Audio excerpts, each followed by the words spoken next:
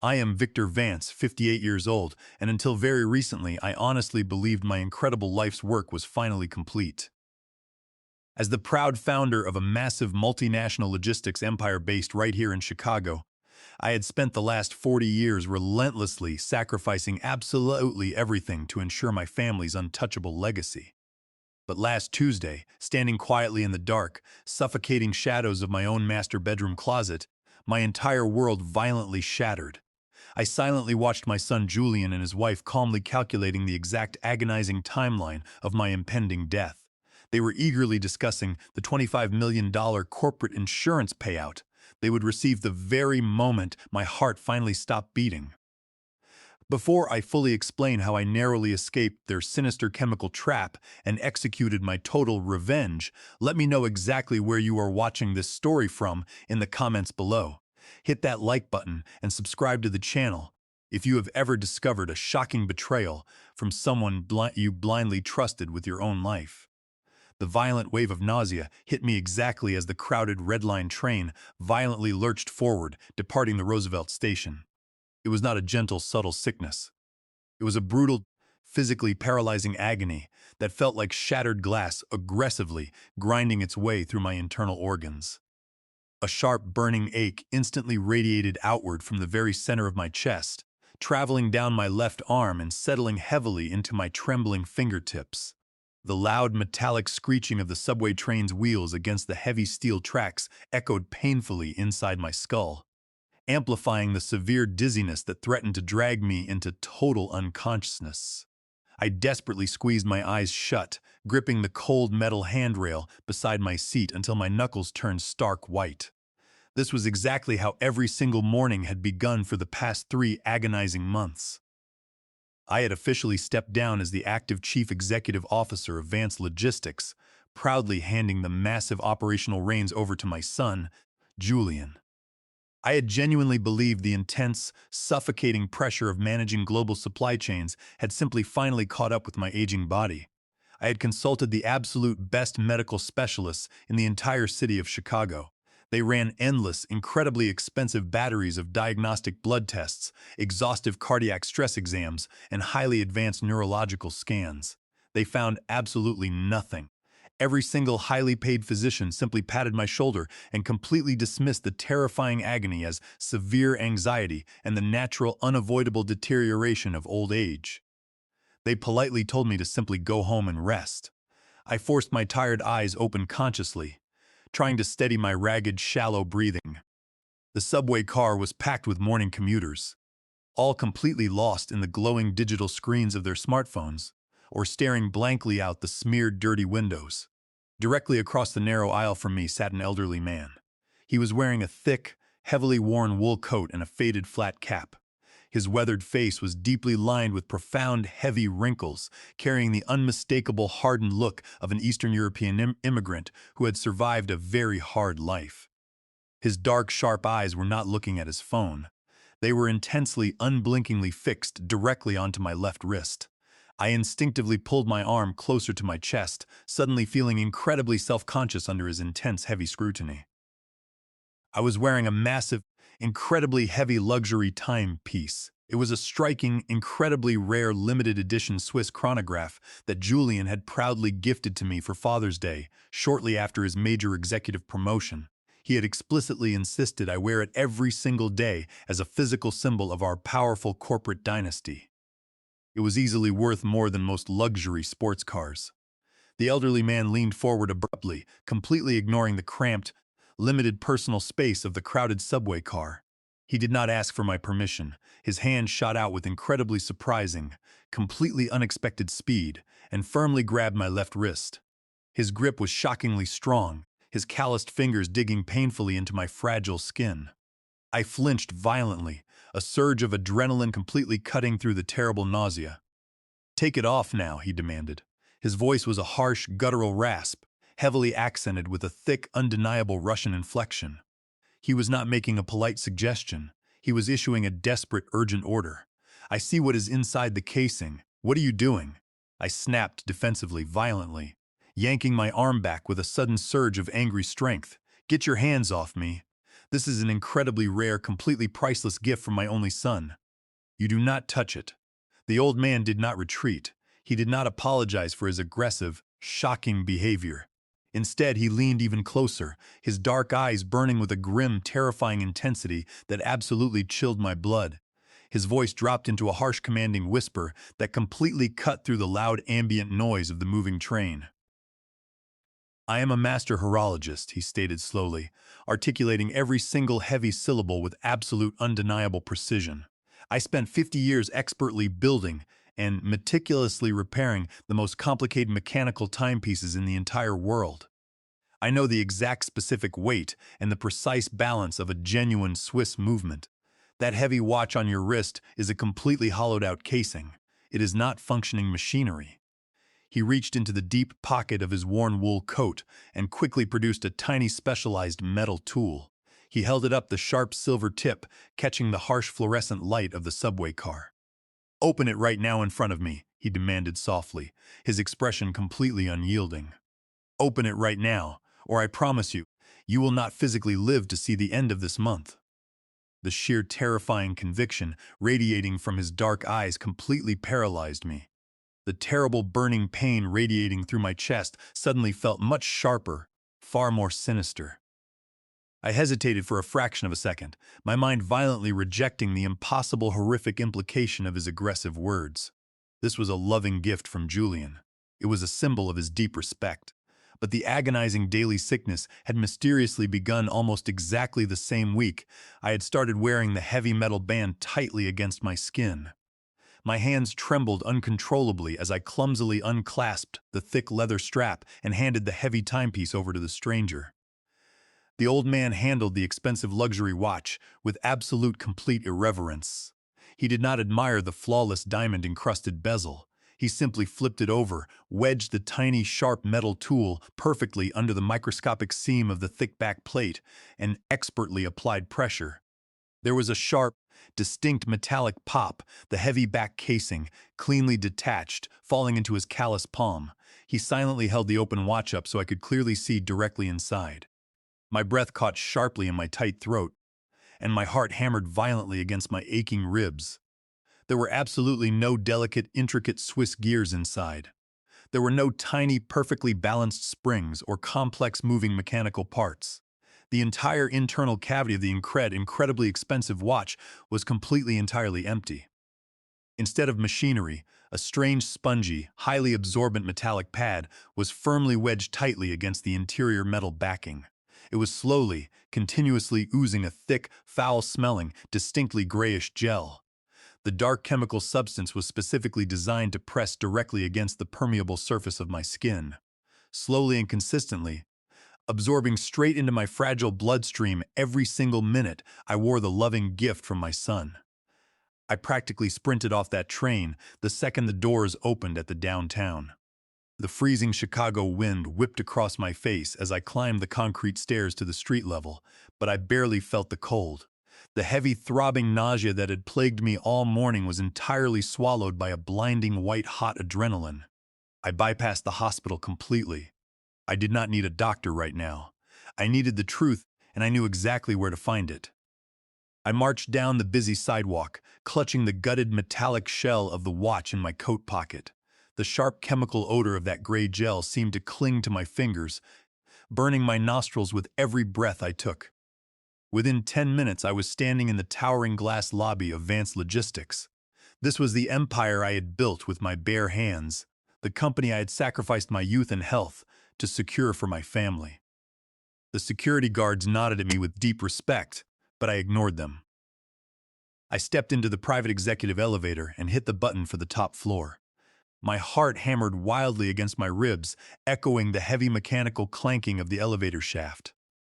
I was a father walking into a confrontation I never could have imagined in my worst nightmares. The elevator doors slid open with a soft chime. I strode past the reception desk, completely ignoring Julian's startled executive assistant. She tried to call out my name, but I pushed open the heavy double doors of the corner office without knocking. Julian was sitting behind my old custom mahogany desk, looking over a financial report. He wore a crisp navy suit, looking every bit the confident, successful chief executive I had groomed him to be. He looked up, his brow furrowing in mild surprise as I stormed across the plush carpet. Before he could even say a word, I reached into my coat pocket, pulled out the dismantled watch, and slammed it down violently onto the polished wood right in front of his face. The metal casing rattled loudly against the desk, exposing the spongy, chemical-soaked pad hidden inside. I leaned forward, planting my palms flat on his desk, my chest heaving as I stared him down. I demanded to know exactly what this was. I demanded to know why the inner gears of a luxury Swiss timepiece had been ripped out and replaced with a leaking, foul-smelling substance. I demanded answers, and I told him he had exactly 10 seconds to start telling me the truth before I called the police. I fully expected him to panic. I expected him to stammer, to look away, or to show some visible sign of guilt. Instead, my son remained unnervingly calm. He did not flinch. He did not break eye contact. He simply looked down at the ruined watch, let out a slow, heavy sigh, and leaned back in his leather executive chair. The sheer coldness of his reaction sent a sharp chill straight down my spine. He did not look like a man who had just been caught committing a terrible crime.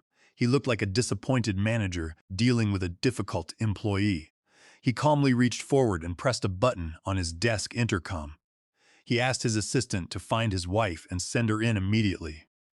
He released the button and looked back at me, his expression softening into a look of deep, patronizing pity. He told me to sit down and catch my breath.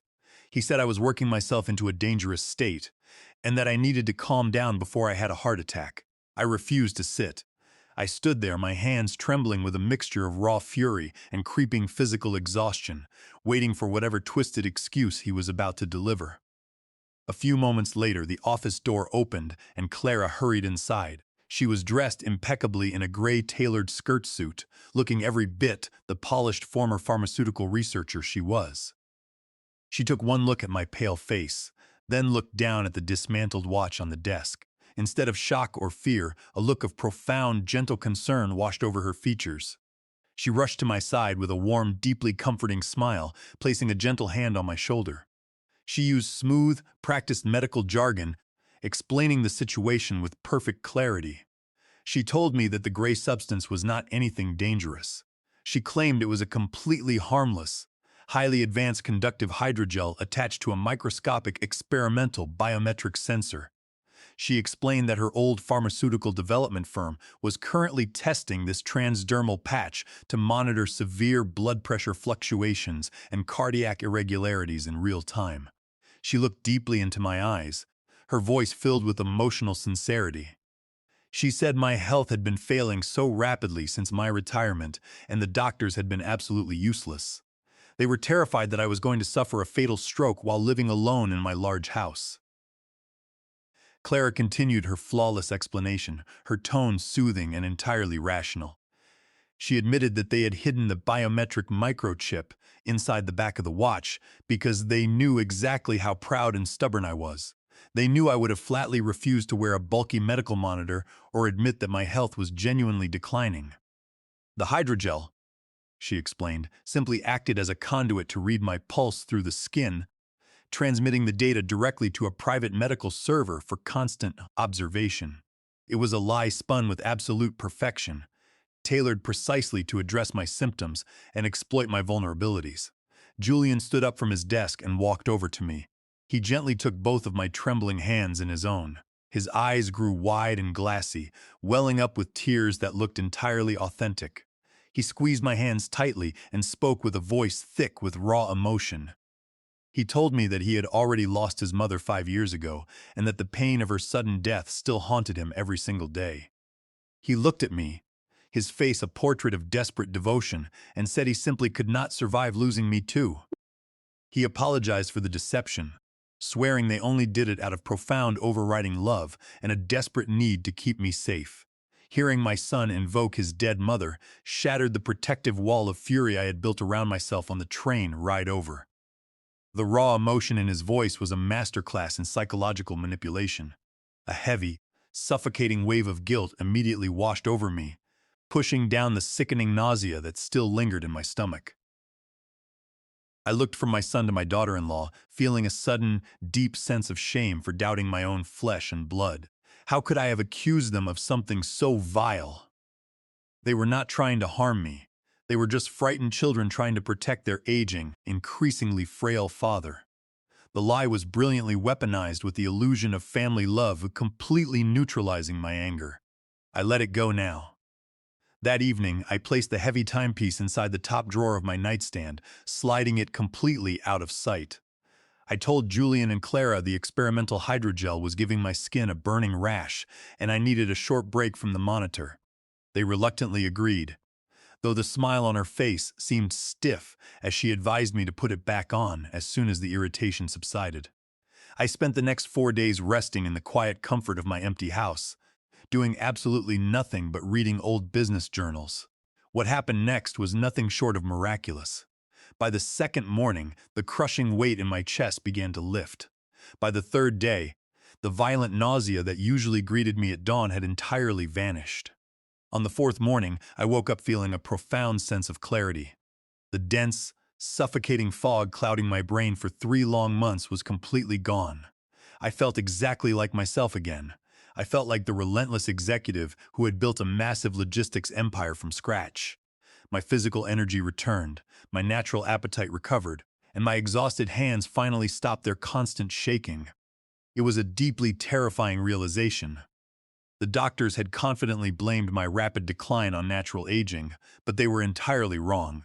My illness was directly tied to the watch. To be absolutely certain, I had to test my deeply unsettling hypothesis. I needed to know if my gut feeling was just the paranoid rambling of a sick old man or a dark, undeniable reality. On Friday night, with a heavy, trembling heart, I took the watch out of the drawer. The faint chemical smell of the gray gel wafted up, making my stomach churn in immediate anticipation. I strapped the cold leather firmly around my wrist, ensuring the spongy pad pressed directly against my skin. I went to sleep dreading the morning. When I woke up 12 hours later, the physical result was immediate and completely devastating. The entire room violently spun around me the exact moment I tried to sit up in bed. A sickening wave of crippling vertigo sent me crashing back down onto the mattress. My chest pulled so tight it felt like a heavy steel vice was slowly crushing my lungs, and a bitter, highly acidic taste flooded the back of my throat. The physical agony had returned with a terrifying vengeance, completely validating my absolute worst fears. The biometric sensor story was a meticulously crafted lie. I ripped the watch off my wrist, throwing it across the dark room. I lay there desperately gasping for air, my heart hammering furiously against my ribs, realizing that my own flesh and blood was somehow directly responsible for this ongoing torment. I decided to keep my horrific discovery a secret. I needed to watch them closely to see the truth hiding behind their smiles. The perfect opportunity arrived the very next evening during our traditional Sunday family dinner. Julian and Clara came over to my house, bringing a freshly roasted chicken and an expensive bottle of imported red wine. I forced myself to play the role of the frail, rapidly deteriorating father perfectly. I intentionally dragged my feet across the floor, slurred my words slightly, and kept my posture constantly hunched and defeated. I purposely wore a loose-fitting shirt with long sleeves, just to hide the fact that my wrist was completely bare. As we sat around the large mahogany dining table, Clara poured the wine, her voice dripping with artificial sweetness as she asked about my declining health. I decided it was time to finally drop the bait. Midway through the main course, I let out a sudden, loud gasp, clutching my chest tightly with one hand while violently sweeping my other arm across the wooden table. My trembling hand slammed into my crystal wine glass, sending it crashing violently to the hardwood floor. Dark red wine splattered everywhere, permanently staining the expensive wool rug. I slumped heavily forward in my dining chair, groaning loudly, pretending to be overcome by a severe, blinding, dizzy spell. I kept my eyes half closed carefully, watching their instant reaction through my eyelashes. A normal, loving son would have immediately jumped up in absolute panic. A caring daughter-in-law would have rushed to my side, or frantically called for an ambulance. But they did neither. Instead of showing genuine fear, I caught a fleeting microscopic expression perfectly displayed on her face. She did not gasp in shock. She did not reach out to help me. She simply shot Julian a cold, incredibly impatient glare. She let out a sharp sigh of profound annoyance, then slowly turned her wrist to casually check the time on her own watch. It was the distinct look of a bored woman who was tired of waiting for a late train to arrive. Julian remained firmly seated, staring at me with a blank, calculating emptiness. The lack of human empathy in that completely silent exchange chilled my cold, aging soul far more than the physical pain ever could. They eventually helped me safely back to the living room sofa. The carefully constructed mask had slipped just enough for me to clearly see the ruthless monsters hiding underneath. I spent a sleepless night staring at the ceiling, my mind racing through every interaction, every signed contract, and every business decision I had made since handing over the company. The next morning, the true depth of their agenda arrived at my front door. At exactly 9, the heavy front doorbell rang loudly. I shuffled slowly to the entrance, still perfectly playing the role of a weakened old man. Julian stood on my porch, but he was not alone. Standing next to him was a lawyer named Gregory Thorne. I had never met the man, but I recognized the briefcase and the confident smile immediately. Julian pushed his way into my foyer, guiding the lawyer directly into my living room, without asking for my permission. They spread a massive stack of legal documents across my coffee table. Julian turned directly to me, his voice adopting a patronizing, falsely gentle tone. "Dad, we really need to talk about your fragile future," he said smoothly. "Your cognitive decline is getting noticeably worse every single day. The terrifying incident at dinner last night proved that you are rapidly becoming a dangerous liability to yourself. You are losing your mind. Dad and I need to legally step in to completely protect our family trust while you rest and recover." The lawyer Gregory Thorne loudly clicked his pen and tapped the towering stack of crisp white papers. "This is a comprehensive financial and medical power of attorney," the lawyer explained in a highly practiced, completely emotionless voice. "It transfers all executive decision-making, banking access, and medical directives directly to your son. Sign this immediately, Mr. Vance, and let Julian shoulder the heavy burden of your estate." The incredibly aggressive, highly orchestrated push to completely strip away my remaining assets and firmly strip me of my legal autonomy set off a deafening, terrifying chorus of alarm bells deep in my mind. They were closing the net. The heavy gold pen hovered just inches from my face. Gregory Thorne held it out with a practiced predatory smile, his perfectly tailored suit practically screaming of expensive billable hours. Next to him, my son Julian leaned over the mahogany coffee table, lightly tapping the signature line on the thick stack of legal documents. "Come on, Dad," Julian murmured, his voice dripping with an artificial syrupy sweetness that made my skin crawl. "It is just a simple signature. It will take 10 seconds, and then you can finally rest without worrying about the company, the bank accounts, or the medical bills. I will handle absolutely everything for you. I promise." I sat frozen on my own living room sofa, my heart hammering a frantic, terrifying rhythm against my ribcage. The sheer audacity of their ambush was breathtaking. They had boxed me into a corner, both physically and psychologically, positioning themselves between me and the hallway. The thick stack of papers rested dangerously close to a large steaming mug of black coffee I had poured for myself just moments before they arrived. I stared down at the crisp white pages, my mind racing at 1,000,000 miles an hour. If I flatly refused to sign, if I kicked them out and demanded they leave me alone, Julian would immediately use that as concrete evidence of my supposed cognitive decline. He would march straight to a judge, claim I was paranoid and combative, and force a hostile conservatorship. I would be locked away in a facility before the week was over, and the thallium would be replaced by whatever chemical cocktail Clara decided to prescribe. I needed an exit strategy, and I needed it right this second. I realized with a cold, sharp clarity that the only way out of this trap was to play directly into their narrative.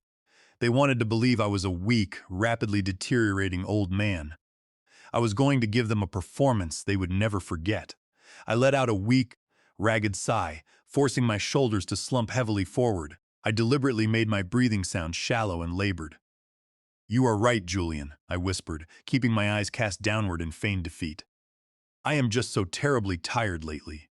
I cannot seem to focus my mind. Show me where you need my name."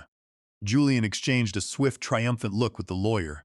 The smug satisfaction radiating from my son was absolutely nauseating. Bradley stepped closer, eagerly pointing the heavy gold pen toward the dotted line. "Right here, Mr. Vance," Bradley said smoothly. "Just press firmly." I reached out my right hand, but I did not take the pen. Instead, I channeled every ounce of energy in my body into generating a sudden, violent tremor. My fingers began to shake wildly, vibrating with aggressive, uncontrollable spasms. I let out a frightened, confused gasp, deliberately sweeping my trembling arm directly across the surface of the coffee table. My heavy forearm slammed forcefully into the side of the ceramic mug. The scalding hot black coffee launched into the air like a dark, destructive wave. It crashed directly onto the center of the legal documents, instantly soaking through the pristine white pages. The dark liquid pulled rapidly, dissolving the black ink and ruining the meticulously prepared power of attorney in a matter of seconds. I let out a loud theatrical cry of dismay, clutching my shaking hand to my chest, pretending to be utterly terrified by my own sudden lack of physical control. What followed was the most revealing, horrifying moment of my entire life. For one fraction of a second, the carefully constructed mask of the loving, concerned son completely shattered. Julian leaped back to avoid the splashing coffee, and the expression that contorted his face was one of pure, unadulterated hatred. His eyes narrowed into dark, venomous slits, and his upper lip curled into a sneer of absolute disgust. He looked at me not as a father, but as a repulsive, inconvenient insect that he desperately wanted to crush beneath his heel. "For Christ's sake, you clumsy old fool!" Julian hissed the words escaping his mouth with a violent, venomous intensity. The silence that followed was deafening. The air in the living room seemed to freeze solid. Julian instantly realized his fatal mistake. He blinked rapidly, physically, shaking his head as if trying to reset his character. Within the span of a single heartbeat, the vicious predator vanished, and the deeply concerned son miraculously reappeared. "Oh, Dad, I am so sorry," Julian stammered quickly, reaching out to grab a handful of napkins from a nearby side table. "I did not mean to snap at you. I am just stressed out from work. Are you burned? Did the hot coffee burn your skin?" I kept my head down, pretending to whimper in confusion, but my mind was crystal clear. I had seen the monster hiding behind his eyes. I had seen the absolute truth. Gregory Thorne let out a frustrated, highly unprofessional sigh as he stared down at the ruined coffee-soaked documents. "The pages are completely destroyed." "Julian," the lawyer muttered, lifting a dripping brown-stained sheet of paper with his fingertips. "We cannot submit these to the county clerk under any circumstances. We need a completely fresh set of signatures." Julian gritted his teeth, visibly struggling to maintain his calm, comforting facade. "It is okay," Thomas Julian said softly, though the muscles in his jaw were twitching furiously. "We will just head back to the downtown office and print a brand new batch of documents. We can come back tomorrow morning to finish this properly." He turned to me, placing a gentle, entirely fake hand on my shoulder. "You just rest today, Dad. We will handle this tomorrow when your hands are feeling a bit more steady. Do not worry about a single thing." I nodded weakly, burying my face in my hands, playing the role of a humiliated, broken man to absolute perfection. I listened closely to the sound of their leather shoes retreating across the hardwood floor. I heard the heavy front door open and eventually click shut. I waited exactly 30 seconds in absolute breathless silence. Then I slowly stood up from the sofa. The manufactured weakness instantly drained from my muscles. My hands were no longer shaking. My posture straightened, and I walked purposefully across the living room to the front entrance. I engaged the heavy brass deadbolt, sliding it into place with a loud, satisfying metallic clunk. I turned around and stared at the empty, quiet house. The deep gut feeling had evolved into a terrifying certainty. I was being actively hunted in my own home. The people I loved were conspiring to end my life. I had no allies left within my family. I was entirely alone, completely isolated on an island of their making. But they had forgotten who I truly was. I was no longer a victim waiting to die. This absolute betrayal forced me to finally rely on my old, incredibly ruthless business instincts to survive their vicious and highly orchestrated corporate execution. The war for my empire had now officially begun, and I would win. I waited until the sound of Julian's car completely faded down the street before I moved from the front door. The silence of my house felt suffocating, but I knew I did not have the luxury of sitting around to process the betrayal. I needed undeniable proof of what was inside that watch. My first instinct was to drive straight to the Premier Research Hospital in downtown Chicago, where I had been treated for the past 3 months. But I quickly stopped myself. Clara was a former pharmaceutical researcher with extensive connections throughout the city's medical district. If I walked into a major hospital claiming I was being poisoned, there was a high probability someone in the network would immediately alert her. She could intercept the lab results or manipulate the attending physicians into dismissing my claims as severe dementia. I could not risk it. I needed absolute secrecy. I needed an independent facility that operated completely off the grid, far away from my daughter-in-law's sphere of influence. I went to my closet and pulled out a small lockbox where I kept emergency cash. I stuffed several thick stacks of $100 bills into my coat pocket. I bypassed my usual luxury sedan and took the keys to an old unassuming pickup truck I kept in the garage for gardening supplies. I backed out of the driveway and headed toward the outer suburbs of Chicago, taking the back roads to avoid traffic cameras and toll booths. The drive took just over an hour, the bleak winter landscape flashing past my window as my mind raced with dark, terrifying thoughts. I finally pulled into the parking lot of a sterile, unmarked concrete building tucked away in a quiet industrial park. This was a private forensic toxicology laboratory, a facility primarily used by independent investigators and private defense attorneys who needed discreet, unquestionable chemical analysis. It was exactly what I needed. I parked the truck in the very back corner of the lot and pulled my coat collar up high against the freezing wind. I walked through the heavy glass doors into a stark, brightly lit reception area that smelled faintly of antiseptic and bleached floors. There were no comfortable waiting room chairs or friendly receptionists. A thick pane of bulletproof glass separated the front desk from the main laboratory area. A tall, serious-looking technician in a white lab coat stepped up to the glass partition, eyeing me with mild suspicion. I did not offer my real name or my corporate title. I simply slid the gutted watch across the stainless steel counter, placing it right next to a small, sterilized vial of my own blood that I had carefully extracted in my bathroom earlier that morning. I need a comprehensive expedited chemical analysis of the substance inside this watch casing, I said, keeping my voice low and steady. And I need a full toxicology screen run on the blood sample to see if that exact substance is currently present in my system. The technician frowned, looking at the strange metallic pad wedged into the back of the luxury timepiece. He asked for my identification and insurance information to start the intake paperwork. I shook my head firmly and pulled the thick stacks of $100 bills from my coat pocket. I am paying entirely in cash, I told him, sliding the money across the cold counter. I do not want any digital records, no insurance claims, and no names attached to this test. I just need the absolute truth about what is inside that metal casing. The technician looked at the cash, then back up at my pale, sweating face.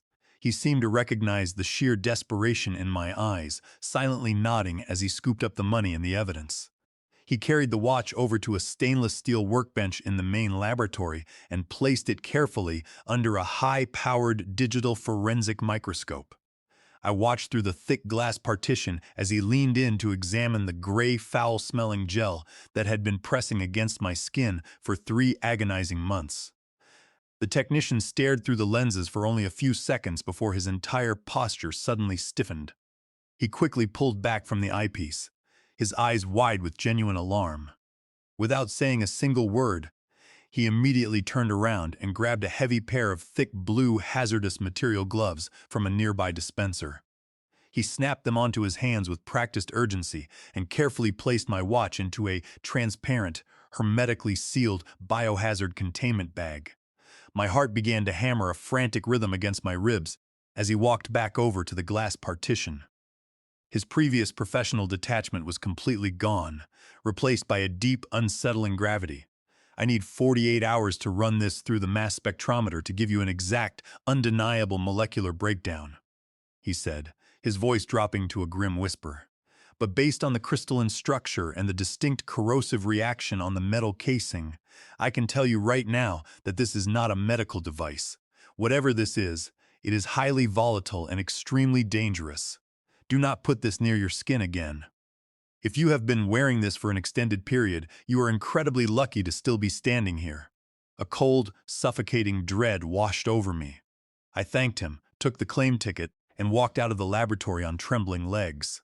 The winter wind hit my face, but I felt absolutely numb. The gut feeling was no longer just a dark suspicion. It was a terrifying, scientifically validated reality. I sat down in the cold cabin of the pickup truck for a long time, gripping the steering wheel until my knuckles turned completely white. My own son and his wife had engineered a slow, excruciatingly painful execution. They had smiled, poured my wine, and pretended to care while poisoning me for financial gain. The urge to drive straight to the police station and demand their arrest was overwhelming. But I knew I could not do that yet. I did not have the official mass spectrometer results. If I tipped my hand too early, Julian would use his immense corporate resources to bury the evidence and destroy my credibility. I had to be the ruthless, calculating businessman I used to be. I started the engine and began the long, agonizing drive back to my house. I knew exactly what I had to do. I had to return to my home and continue to play the dying, oblivious, pathetic father. I had to swallow my absolute rage and smile at the people trying to murder me to avoid arousing any of Julian's suspicions. I pulled into my driveway as the sun began to rapidly set. I walked through the front door, intentionally dragging my feet and slumping my shoulders to project utter weakness. As I stepped into the hallway, I heard Clara's voice coming from my kitchen. I took a deep breath, buried the searing fury deep inside my chest, and completely prepared to act like a man who had absolutely no idea he was fighting for his very life. I walked into the kitchen, my hands shoved deep into my pockets to hide their intense trembling. Clara was standing right by the marble island, casually pouring a glass of filtered water as if she owned the place. She turned and flashed that deeply artificial smile, telling me she had used her spare key to drop off fresh groceries because she was so profoundly worried about my frail condition. I nodded weakly, thanking her for her supposed kindness. I complained of a blinding migraine shuffling past her toward the staircase, desperate to get her out before I lost my temper. She lingered for only a few agonizing minutes before finally leaving the heavy front door, clicking shut behind her. The second her luxury car pulled out of the driveway, I rushed to my private study and locked the solid oak door. I knew I had a very narrow, rapidly closing window of time. If they were actively planning to end my life, my lawyer immediately brought up California Penal Code, Section 470, forgery, and the critical framework of elder financial abuse. They forged your signature on those high-interest loans to commit fraud, my new attorney explained. Because you are over 55, this triggers enhanced penalties for elder financial abuse. The loans are void ab initio, meaning they were never legally valid to begin with.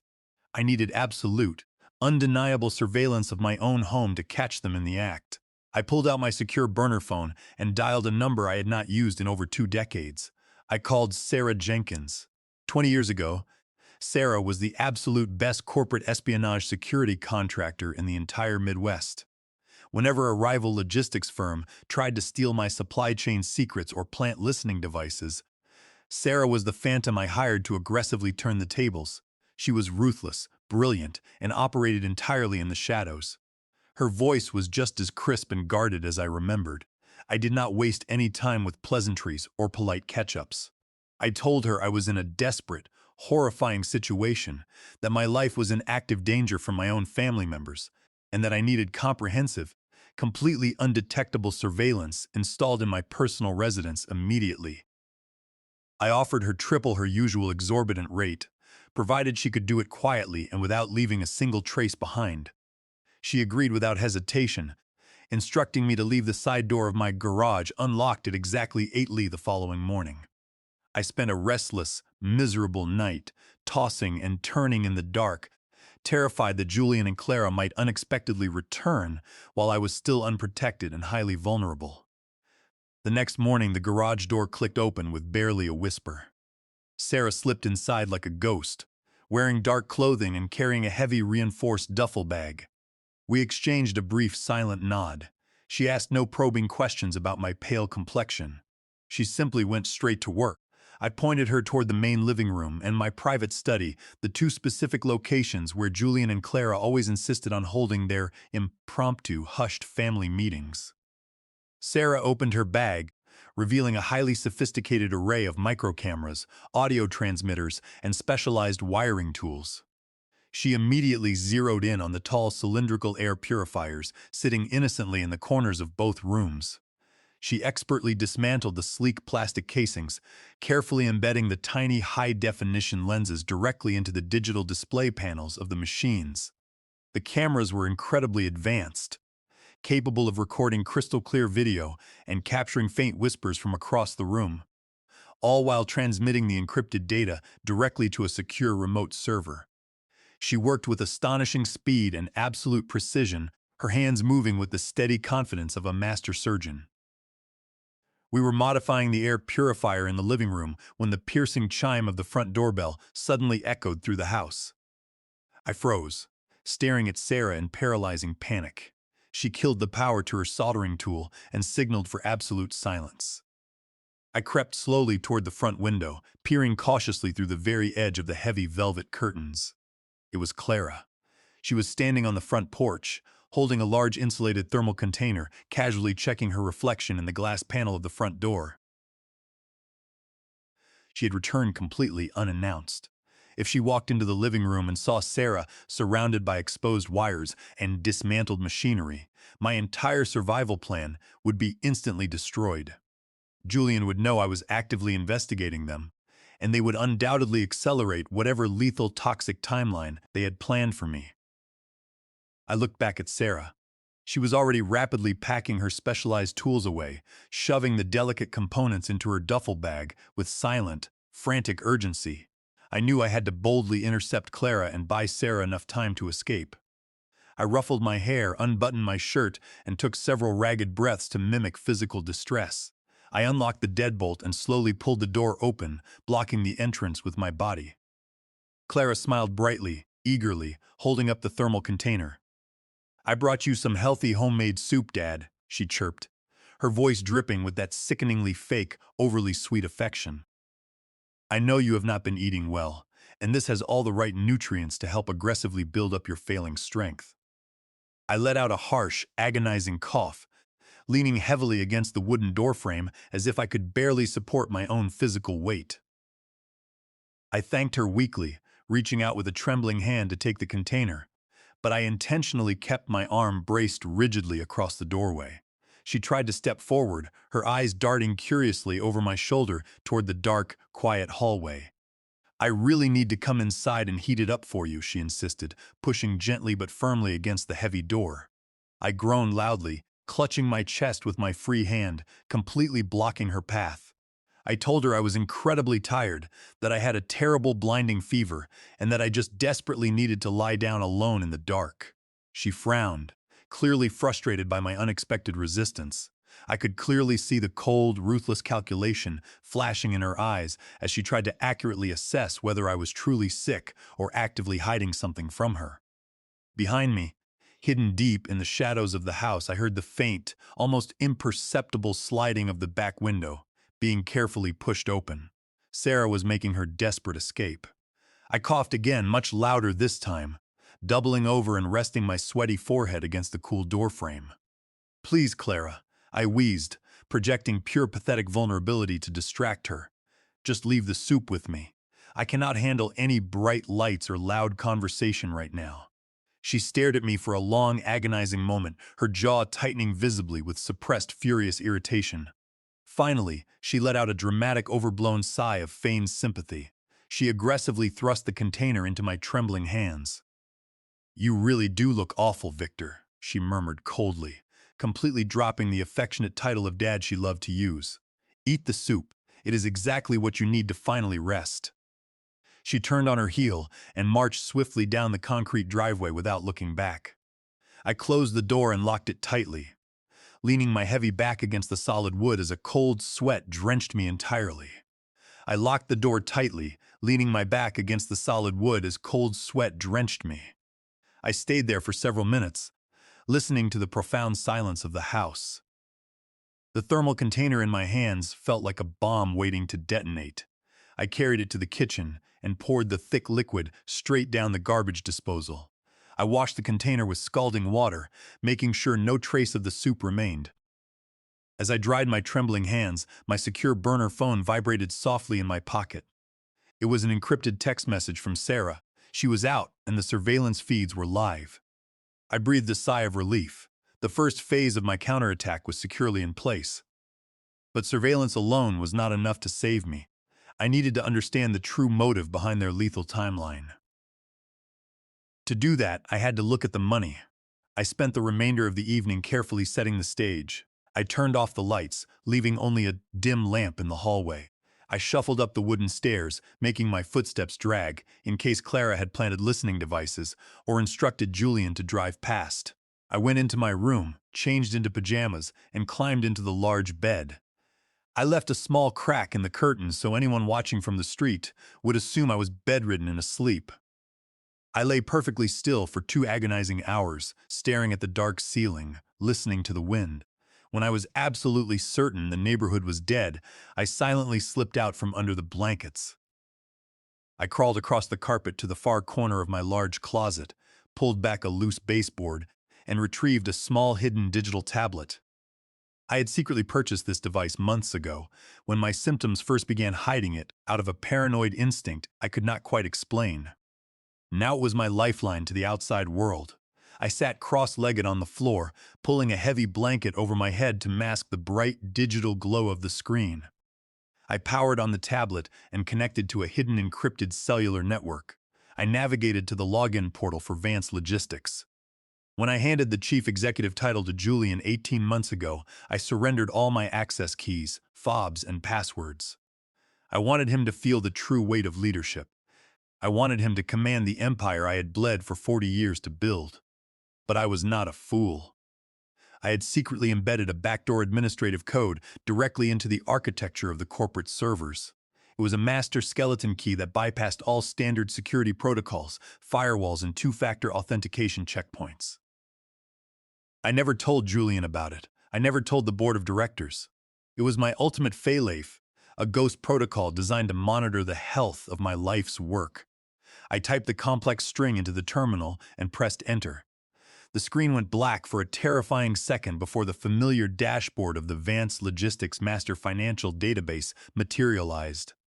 The sheer volume of data was overwhelming, but my instincts were razor sharp. I bypassed the sanitized executive summaries and profit reports Julian presented to the board. Those were just polished fiction. I dove straight into the raw general ledgers. I needed to see the actual flow of capital. The moment I opened the operational expense accounts, a massive financial black hole stared back at me. The numbers simply did not align with reality. Over 8 months, the company had hemorrhaged an astronomical amount of cash. I frantically scrolled through thousands of line items tracing the digital paper trail. Julian had systematically authorized dozens of massive recurring phantom invoices.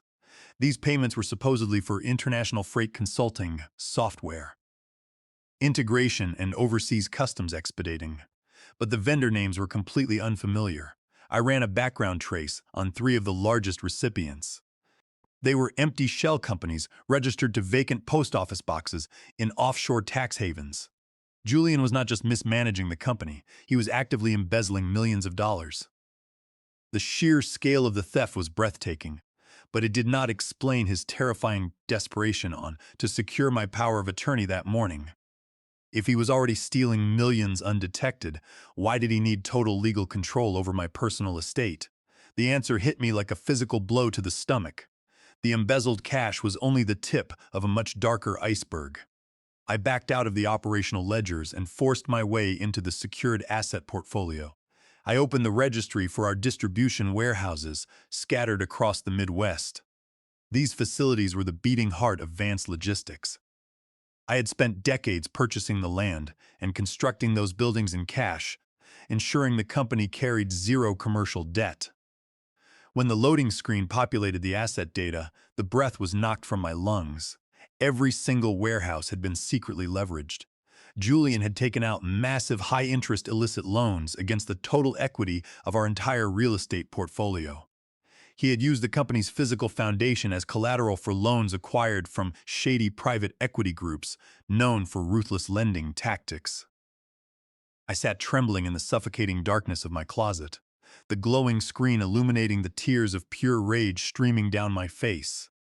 I rapidly calculated the staggering debt obligations against the vanishing cash reserves. The math was brutally clear. Julian had not just stolen from Vance Logistics, he had completely gutted it from the inside out. He had dug a financial grave so deep that recovery was impossible. The crushing weight of the high-interest loan payments was accelerating exponentially. I stared at the projected default dates, my heart shattering into 1,000 pieces. The logistics empire I had sacrificed my youth, my health, and my marriage to build was exactly 3 weeks away from complete bankruptcy. The entire grand illusion finally made perfect, terrifying sense to me. Julian did not just want my personal wealth, he desperately needed it to cover his tracks. The company was on the verge of total collapse.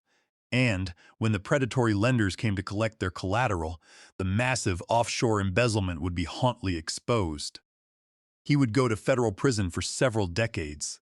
He needed my power of attorney to quietly liquidate my stock portfolios, empty my personal trust funds, and sell this house to magically plug the massive holes in the corporate ledgers before the authorities noticed a single thing, and he needed me to die quickly so I could never review the financial wreckage or testify against him.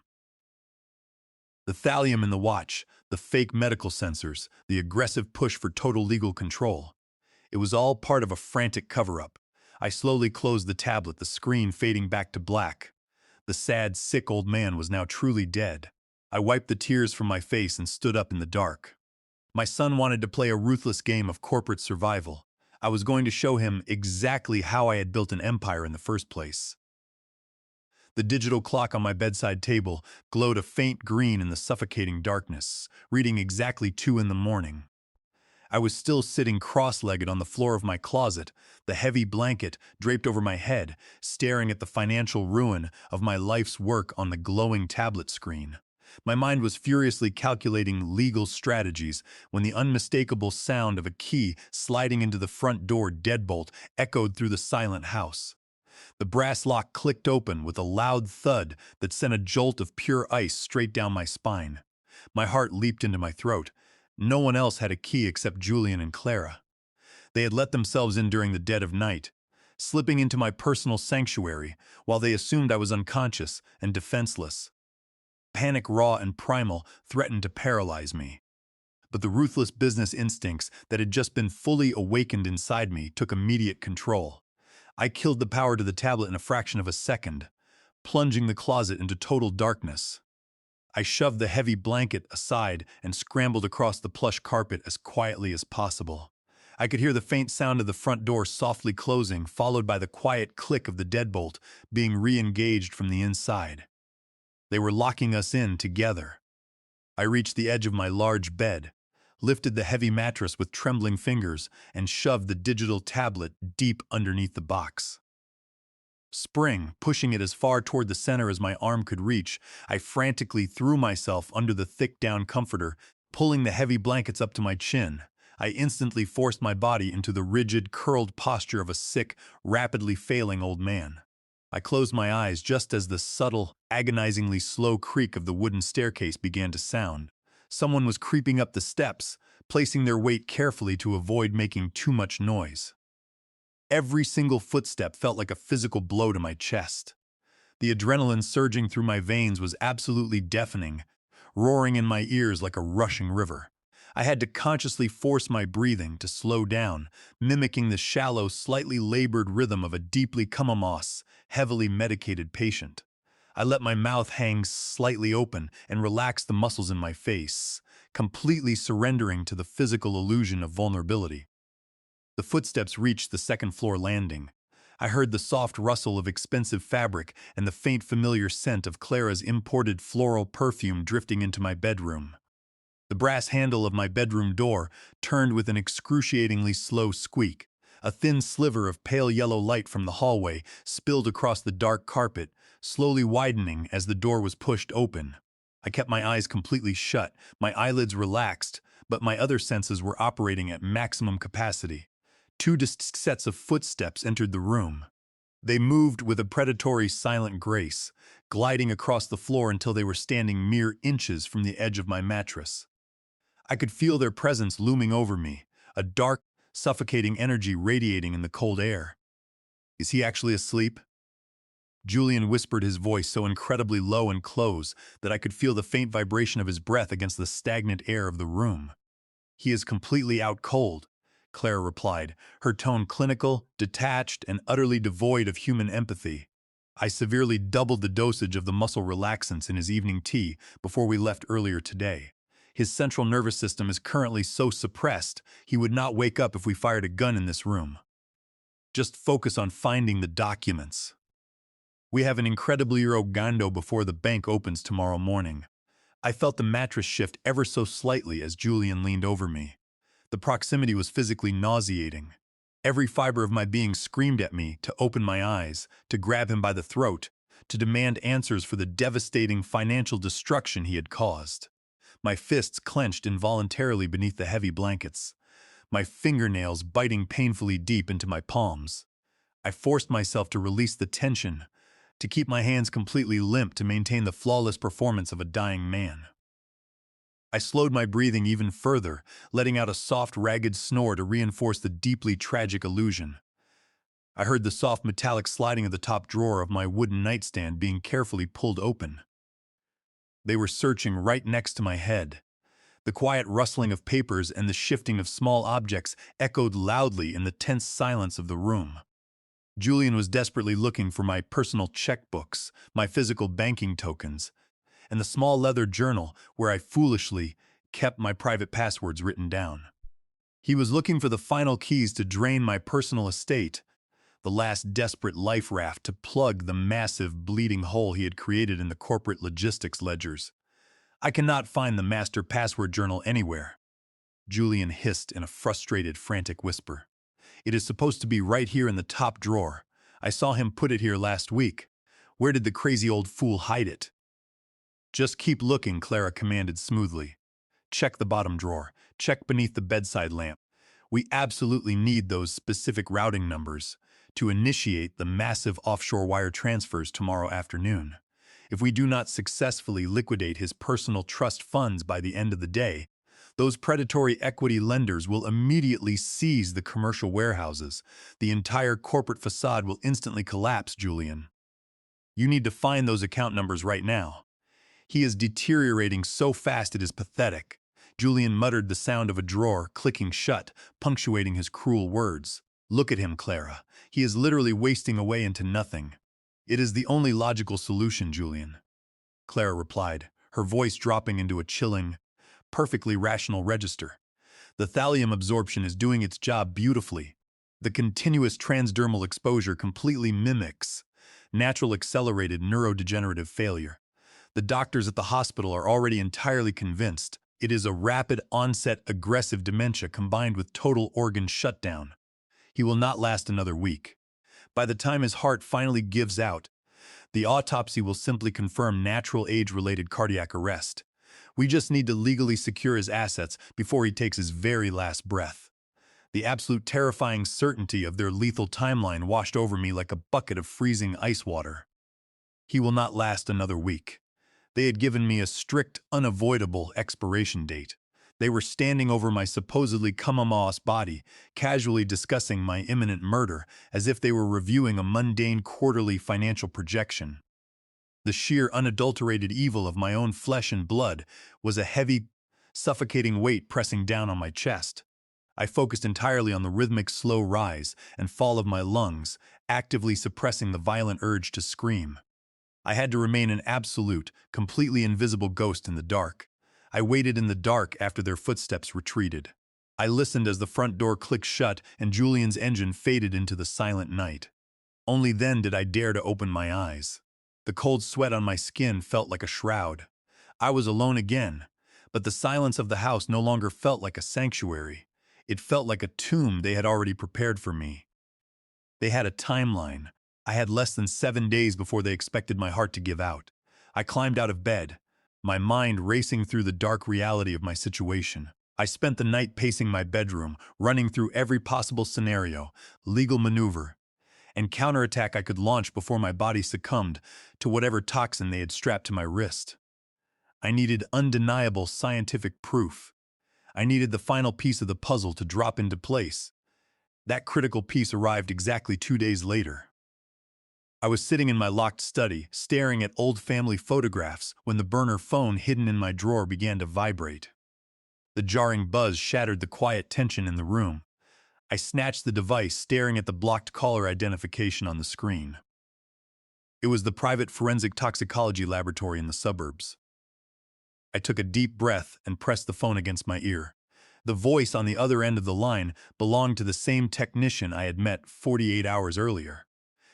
His tone was strained, lacking any of the detached professional distance he had maintained during our initial encounter.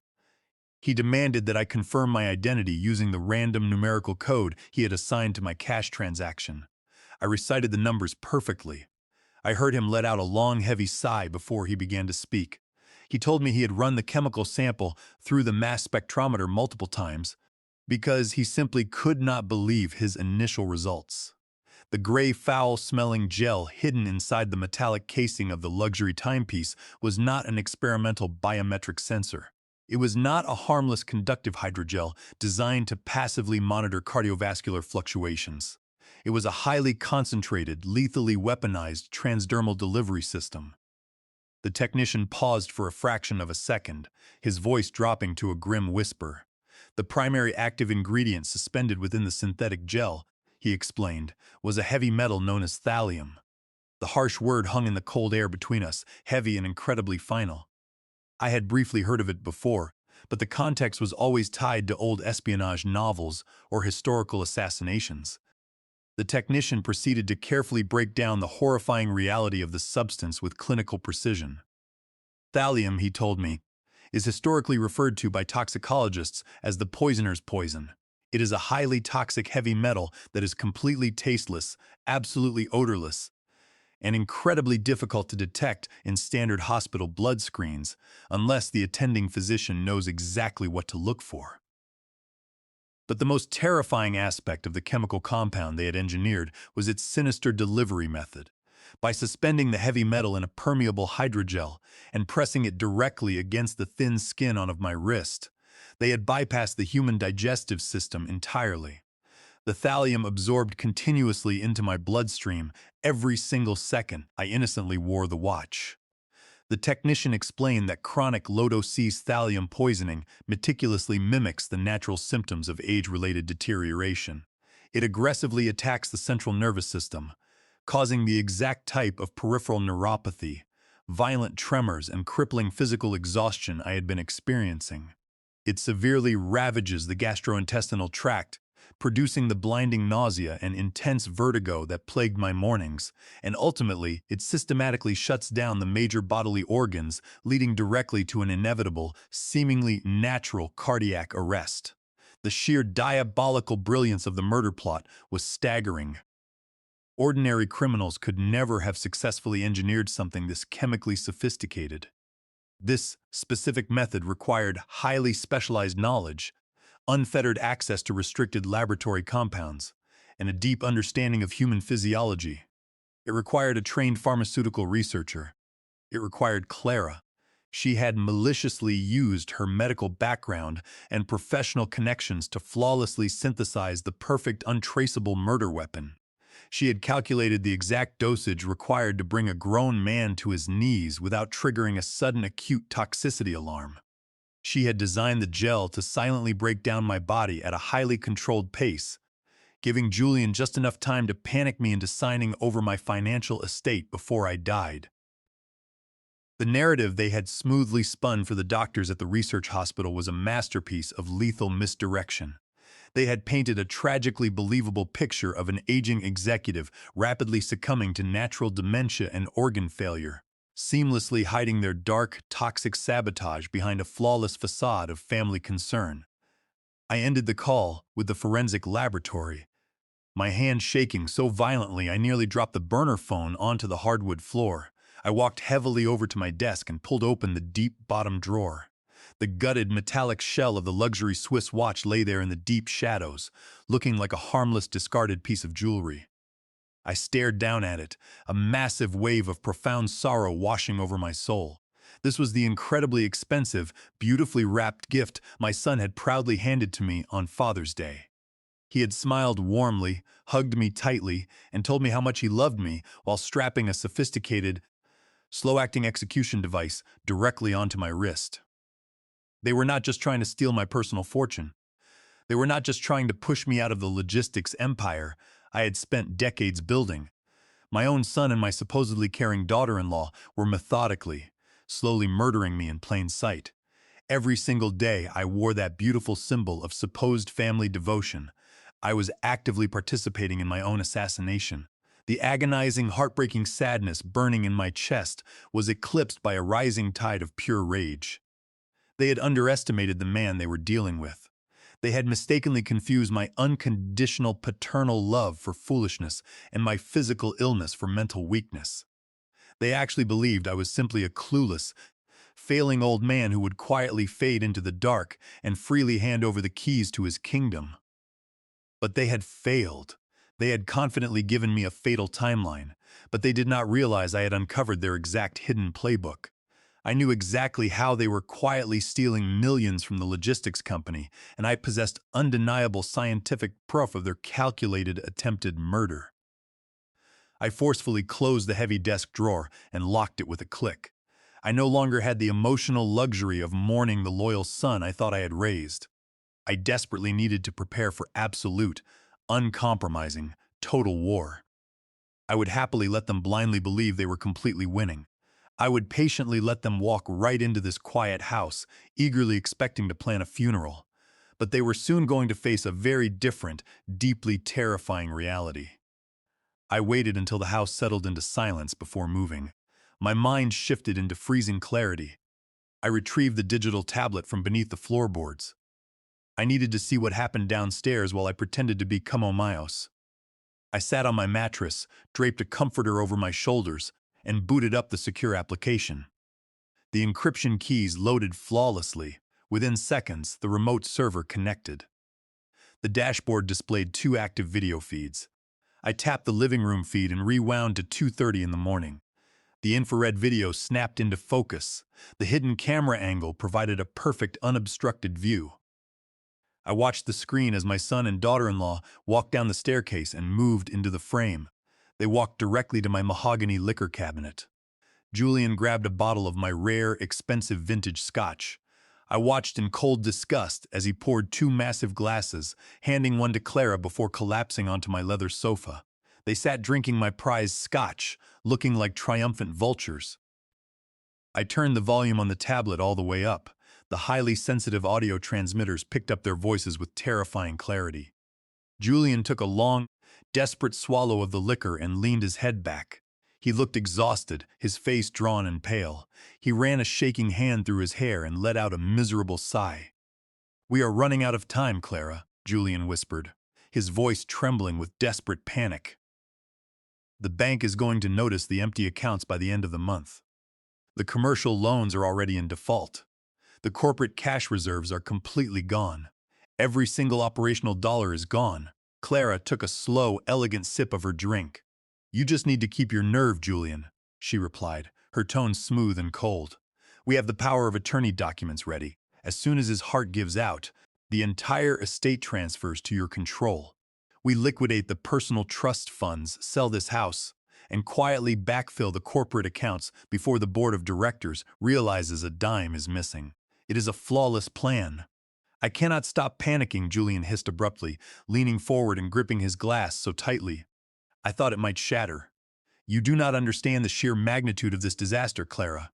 It is exactly $15 million. $15 million of critical operational corporate capital, completely vaporized into thin air." I stared at the screen, my breath catching painfully in my throat.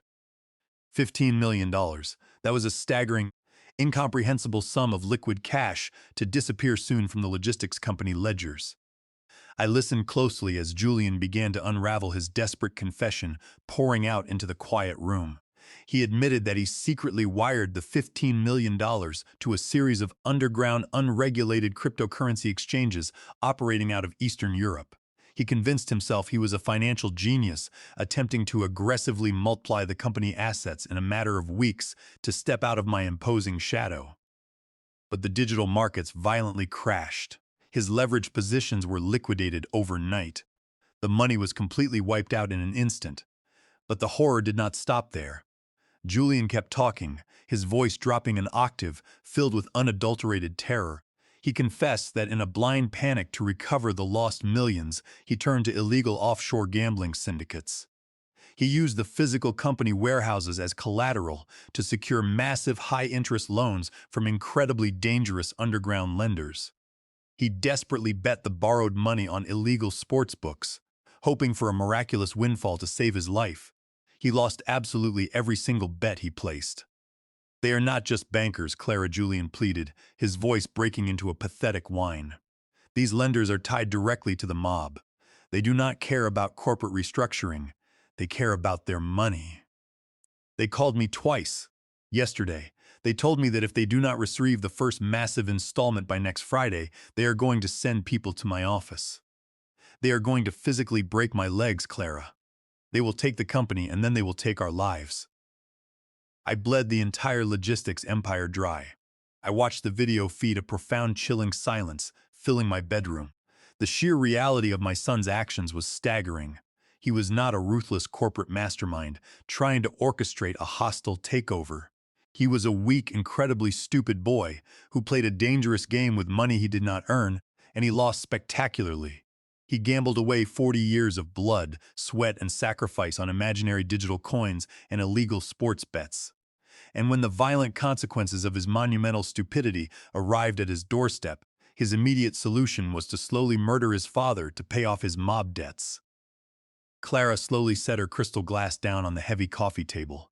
She reached out and firmly grasped Julian by the shoulders, forcing him to look directly into her dead eyes.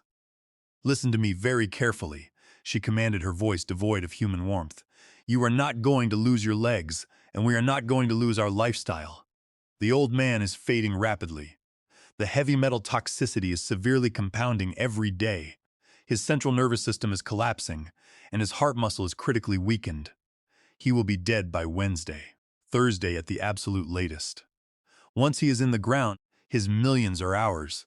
We pay off the syndicate, we fix the corporate ledgers, and we walk away clean. You just need to keep playing the grieving son for a few more days." Julian stared at her, tears of pathetic relief welling up in his eyes.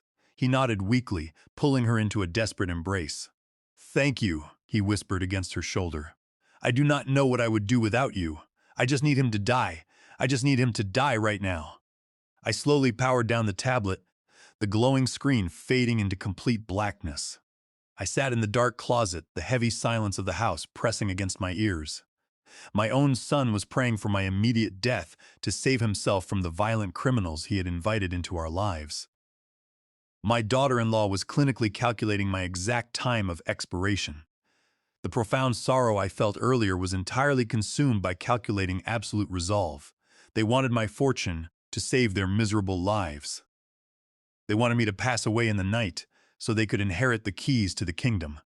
But I was not a victim, and I was not going to die on their convenient schedule. I had built a massive empire by destroying anyone who tried to take what was mine. I was going to turn their meticulously planned murder plot into a devastating, inescapable trap. They desperately needed my money by next Friday to avoid the violent wrath of the mob. I was going to make absolutely certain that when Friday arrived, they would have nothing but empty hands and a cage of their own making. The game was no longer about survival. It was about total, uncompromising destruction. I sat perfectly still in the suffocating darkness of my closet. The tablet screen cast a pale, ghostly light out across my trembling hands. I thought I had already heard the absolute worst of their sinister plot. I thought the revelation of the illegal gambling debts and the impending corporate bankruptcy was the absolute bottom of this treacherous abyss. But the video feed was still running. The digital timestamp in the lower corner of the screen silently ticked forward, and the hushed conversation in my living room continued to unfold. Clara leaned back against the plush leather cushions of my sofa, swirling the amber liquid in her crystal glass. She looked incredibly annoyed, her delicate features twisting into a mask of pure frustration. "He is taking far too long to die, Julian," Clara stated, her voice slicing through the quiet room with the chilling precision of a surgical scalpel. The initial calculations were based on a much faster absorption rate. His cardiovascular system is surprisingly resilient for a man of his age. We cannot afford to wait around for nature to take its course while those lenders are breathing down our necks. Tomorrow morning, before you go to the office, you need to swap out the hydrogel pad inside the watch casing. I have already prepared a new batch in my private lab. I severely increased the thallium concentration. It is a massive dosage. Once that touches his skin, his nervous system will rapidly collapse. He will lose all motor function by tomorrow evening. Julian nodded slowly, staring blankly into his empty glass. He did not look horrified by his wife discussing chemical murder. He just looked incredibly impatient. "We just need his signature on that power of attorney document first," Julian replied, his voice completely devoid of any filial affection. "I will aggressively push the lawyer to bypass the standard notary protocols if I have to. Once we have his signature legally securing my complete executive control, we toss him straight into that private nursing home facility on the north side. They ask absolutely no questions, and their nursing staff is notoriously negligent. We isolate him in a private room and simply let the heavy metal finish the job entirely out of sight. No more exhausting family dinners. No more playing the dutiful concerned children. We just lock the heavy door and permanently walk away." Clara smiled, a thin, deeply predatory curve of her lips. "And then the real financial payout finally triggers," she murmured smoothly. "Exactly." Julian breathed out, his eyes suddenly lighting up with a greedy, feverish intensity. As soon as his heart finally stops, the corporate contingencies automatically activate. The board of directors mandated a Keyman life insurance policy on him 15 years ago when the massive logistics empire was rapidly expanding. He is fully insured for exactly $25 million. And as the sole remaining heir and the acting chief executive, that staggering amount of money flows directly into a blind corporate trust that I completely control. $25 million of untraceable, perfectly clean, liquid capital, dropping straight into my lap. Julian leaned much closer to Clara, his voice trembling with manic, desperate excitement. "We take the massive insurance payout and immediately wire the initial $15 million directly to the criminal syndicate. We clear the disastrous underground gambling debts completely. We take the remaining $10 million, quietly liquidate whatever physical warehouse assets are left before the federal auditors arrive, and we absolutely disappear. We catch a private charter to Europe by the end of the month. We can start completely over in Monaco or the south of France. We will never have to look back. My father dying is our absolute financial salvation." The sheer magnitude of the betrayal slammed into my chest like a physical freight train. I had to consciously force myself to breathe. My lungs felt terribly tight, burning with the suffocating realization of my own true value to my only child. My life, my 40 years of relentless sacrifice, my unconditional love, it all boiled down to a $25 million insurance payout. I was not a beloved father to him. I was simply a highly lucrative corporate asset waiting to be violently liquidated. I was a walking, breathing lottery ticket that he was actively trying to safely cash in. I watched my son kiss his wife on my sofa, celebrating their impending wealth, completely intoxicated by the prospect of my imminent demise. They genuinely believed they had thought of absolutely everything. They had the perfect untraceable poison, the perfect financial motive, and the perfect international escape plan. They simply assumed I was just a frail, pathetic old man, blindly stumbling into an early grave. They arrogantly thought my entire legacy was theirs to freely pillage. I slowly reached out and tapped the digital screen, permanently terminating the live video feed. The sudden silence in the closet was absolutely deafening. I sat in the pitch-black darkness, a profound, terrifying calm suddenly settling over my exhausted mind. The burning rage that had previously consumed me completely evaporated instantly, replaced by a cold, calculating, and razor-sharp focus. I was a man who had successfully built a massive empire by completely outsmarting the most ruthless corporate sharks in the entire logistics industry. I knew exactly how to dismantle a hostile opponent, piece by piece until they had absolutely nothing left to leverage. And Julian had just foolishly handed me his entire operational playbook. He desperately wanted the legal power of attorney. He selfishly wanted the massive corporate insurance money. He cowardly wanted to flee to Europe and live comfortably like a king on the bloody spoils of my chemical execution. I was going to willingly let him believe his sinister plan was working absolutely perfectly. I would eagerly give him the grand illusion of total victory, right up until the final devastatingly irreversible moment. I carefully pulled the glowing tablet back into my lap and securely reopened the highly restricted corporate network portal. I smoothly bypassed the main operational ledgers and dug directly into the deeply hidden human resources and insurance administrative files. I needed to quickly verify the exact legal terms of the Keyman policy Julian was so desperately relying on. I found the dense legal document buried deep within the digital archives of the corporate server. I slowly read through the remarkably complex contractual stipulations, carefully scanning the tiny fine print with the highly practiced speed of a seasoned executive. The policy was indeed entirely valid, and it would absolutely pay out exactly $25 million immediately upon my certified death. However, Julian had fundamentally misunderstood a critical, incredibly important, underlying corporate legal structure. The primary beneficiary of the massive policy was not my arrogant son. The exclusive, legally binding beneficiary was the logistics company itself. And as the absolute majority shareholder and original founding owner, I still securely possessed the unilateral, unquestionable authority to legally rewrite the entire corporate trust structure at any given moment. I was going to completely lock him out of every single penny, safely protecting my legacy while simultaneously setting his devastating trap. I would now become the ruthless hunter. The rest of the night passed in cold calculation. When dawn crept through the gaps in my velvet curtains, the agonizing heartbreak that had paralyzed me was gone. In its place was an unbreakable block of pure ice. I climbed out of the closet, returning the digital tablet to its hidden compartment beneath the floorboards. I smoothed the comforter back over the mattress, ensuring my sickbed looked exactly as disheveled as a dying man would leave it. I walked into the master bathroom and splashed freezing water onto my face. Staring into the mirror, I did not see the frail victim my son wanted me to be. I saw the founder of Vance Logistics. I saw a man who had survived hostile takeovers and vicious supply chains. Julian and Clara had foolishly assumed my paternal affection made me blind and weak. They were about to learn that the same ruthlessness I used to build my empire was now entirely focused on their destruction. I waited until 9 in the morning, listening intently as Julian and Clara prepared for their day downstairs. I heard the front door close and the hum of their luxury vehicles fading down the driveway. As soon as the house was empty, I retrieved my secure burner phone and dialed a restricted federal number I kept committed to memory. I called Special Agent Thomas Sterling 15 years ago when an international smuggling ring attempted to infiltrate my eastern seaboard shipping routes.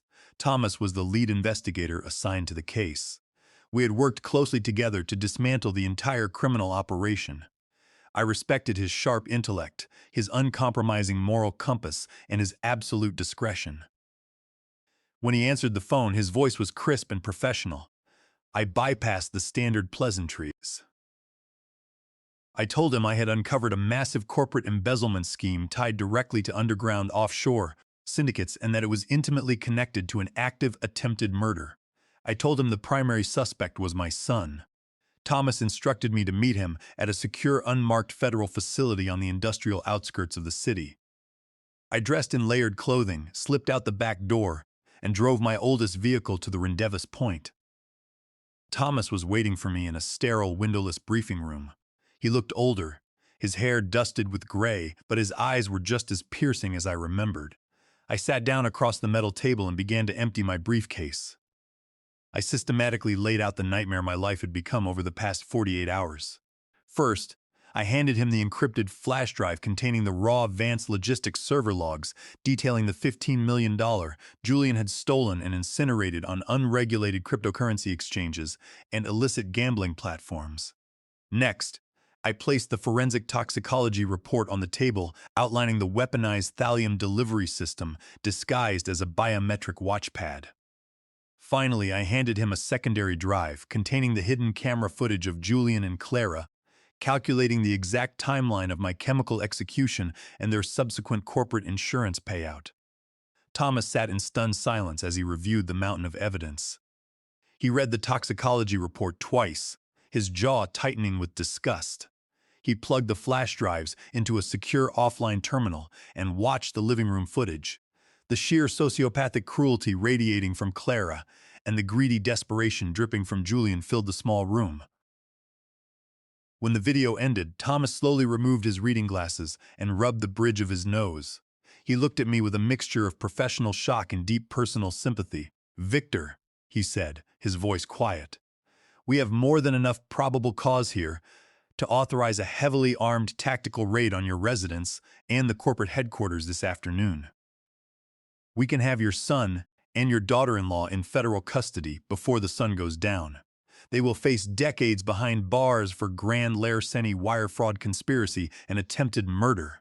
We can easily end this terrible, exhausting nightmare for you right now and legally ensure they rot in a concrete cell for the rest of their miserable, empty lives." I stared into the federal agent's eyes, my expression unreadable. "No," I replied, my voice steady and cold. "I do not want an immediate, quiet arrest behind closed doors. I do not want them spirited away in the middle of the night. If we arrest them today, Julian will spin the narrative. He will play the victim. He will hire expensive lawyers and try to claim the mob forced his hand. He will try to preserve his unearned dignity." I leaned forward, resting my hands flat against the cold metal table. I want them to fall from the highest possible pedestal. I want them to feel the intoxicating rush of total victory. I want them to firmly believe they have completely outsmarted me, secured the massive insurance payout, and successfully stolen my entire empire. I want them to stand proudly in the blinding spotlight of their supposed triumph right before I rip the entire world out from beneath their feet. I want this to be a public, flawless, and utterly devastating retaliation. Thomas studied my face for a long, tense moment. He understood exactly what I was asking for. It was incredibly risky and completely outside standard federal protocol, but he also understood the profound, unforgivable magnitude of the betrayal I had suffered. He slowly nodded his head. "All right." Victor Thomas agreed, his tone shifting into sharp tactical precision. "If we are going to do this your way, we need to orchestrate a highly controlled federal sting operation. We will let them proceed. We will control the entire environment. We will monitor every single digital communication wire transfer and physical movement. But you must understand the severe physical risk you are taking. You cannot stop wearing that watch, or they will instantly know you suspect something. You have to endure the thallium exposure for a few more days while we set the stage. Are you absolutely certain your body can handle the toxicity until Friday?" I thought about the blinding nausea, the agonizing tremors, and the terrifying weakness that gripped my limbs every morning. I thought about the invisible heavy metal slowly shutting down my vital organs, inching me closer to the cold grave my own son had eagerly dug for me. I am absolutely certain, I lied smoothly, projecting a physical strength I did not truly possess. "We will schedule an emergency meeting of the corporate board of directors for this coming Friday. Julian desperately needs me to publicly sign the power of attorney documents to appease the aggressive mob lenders and secure his illegitimate executive control. I will tell him I am finally ready to surrender the entire company and hand over my massive estate. We will let him gather the board, the corporate lawyers, and the major shareholders in the main executive boardroom. We will let him stand at the head of the table and claim his bloody crown. And then right when he truly believes he has finally won absolutely everything, we will spring the trap and destroy him completely." I left the secure federal facility with a renewed sense of purpose burning in my chest. Special Agent Thomas Sterling walked me to the exit, his final words echoing in my mind as I stepped out into the crisp afternoon air. The drive back to my house felt distinctly different this time. The crushing weight of absolute betrayal was still present, but it was now firmly anchored by the cold certainty of inescapable justice. The federal sting operation was officially active. Undercover surveillance teams were already quietly tapping into the corporate network, meticulously monitoring Julian's frantic offshore wire attempts and silently watching the dangerous mob-connected lenders lurking in the shadows. My only remaining job was to flawlessly play the tragic dying king and expertly deliver my treacherous son directly into their waiting, fully prepared hands. I parked my vehicle in the dark driveway, walked slowly through the heavy front door, and immediately felt the sickening, debilitating physical toll of the thallium aggressively coursing through my fragile veins. My cold hands shook violently, and a massive wave of severe nausea aggressively forced me to grip the wooden hallway table for physical support. The toxic, heavy metal was doing exactly what Clara ruthlessly intended it to do. I did not have to artificially pretend to be a physically broken, rapidly deteriorating man. I simply had to harness that authentic, agonizing physical torture and strategically use it to execute the absolute greatest theatrical performance of my entire life. I shuffled slowly into my dark, quiet study, sat heavily behind my massive mahogany desk, and stared intently at the black telephone for a very long time. I needed to wait patiently until the deep evening hours arrived. I needed Julian to feel the truly crushing, suffocating pressure of his impending violent mob deadline before I generously offered him his miraculous life-saving salvation. I needed his desperate panic to completely override any lingering suspicious caution he might still harbor in his deceitful, arrogant mind when the tall wooden grandfather clock in the hallway finally chimed 7 times. I slowly picked up the heavy receiver and directly dialed Julian's private personal line. He answered aggressively on the 3rd ring, his sharp voice incredibly tight with barely suppressed frantic anxiety. He barked a hostile greeting, clearly expecting another terrifying, threatening call from his violent, unforgiving underground creditors. I took a very shallow, ragged breath, deliberately letting the genuine painful exhaustion deeply rooted in my lungs carry my fragile voice into a highly pathetic, violently trembling whisper. "Julian," I rasped carefully, making absolutely sure my slurred words sounded incredibly weak and utterly thick with total crushing defeat. "It is your father." I heard a sharp, panicked intake of breath on the other end of the line, immediately followed by a sudden, sickeningly sweet, highly artificial shift in his deceitful tone. "Dad," he said eagerly, pouring fake, sugary concern into every single calculated syllable. "How are you feeling tonight? Clara and I have been so incredibly worried about your rapidly declining health and your terrible physical confusion today." I briefly closed my tired eyes willingly, letting the pure, unadulterated hatred fuel my desperate performance. "You were right, son," I murmured softly, deliberately, letting out a weak, rattling, agonizing cough directly into the receiver. "You were right about absolutely everything. I am losing my mind. My frail body is completely failing me, and I can no longer fight this terrifying, dark mental confusion. I just desperately want to rest. I want this heavy burden to be completely gone. Bring the legal power of attorney documents. Bring whatever financial transfers you urgently need. I'll officially everything over to you entirely." The total silence that instantly followed my total surrender was incredibly heavy and profoundly thick. Boy, I could practically hear the greedy, calculating gears rapidly turning in his head as he gleefully realized he had just won the ultimate financial lottery. "Oh, Dad." Julian breathed out perfectly, masking his jubilant, triumphant victory behind a thick veil of solemn, dutiful family responsibility. "I know this is a terribly difficult, painful decision for you, but it is truly for the absolute best. I will properly take care of absolutely everything. You just focus entirely on resting your tired body. I will drive over to the house right now with the corporate lawyers to finish the paperwork." "No," I interrupted immediately, my ragged voice incredibly weak, but suddenly very firm, injecting the exact right amount of stubborn, lingering old pride into the tense conversation. "Not quietly here in the dark like some shameful hidden family secret. I proudly built Vance Logistics from nothing with my bare hands. I poured 40 long years of my blood, my sweat, and my tears into that massive corporate empire. If I am going to finally surrender my throne and permanently hand over my entire personal financial estate, I am going to do it with proper dignity. I am going to do it in the bright light of day. I paused deliberately, actively, letting my painful breathing labor heavily and loudly into the telephone receiver. I want an official emergency meeting of the entire board of directors called for this coming Friday morning. I want the corporate attorneys, the executive vice presidents, and all the major shareholders physically present in the main executive boardroom. I want to look them all directly in the eye, give a proper, honorable farewell speech, and publicly pass the powerful torch to my only son. If you truly want my legal signature on those critical documents, Julian, that is my one and only non-negotiable condition. Julian hesitated quietly. I could practically feel his desperate, terrifying panic aggressively wearing with his truly monumental blinding greed.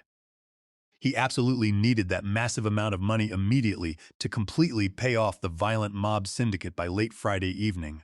A public board meeting unfortunately delayed his direct access to my personal trust funds by 48 highly stressful, incredibly dangerous hours. But the strategic manipulative brilliance of my specific condition was utterly entirely irresistible to a massive narcissist like my treacherous son. A quiet private signature heavily secured in a dark, lonely bedroom could potentially be legally contested later by highly suspicious board members or aggressive federal auditors.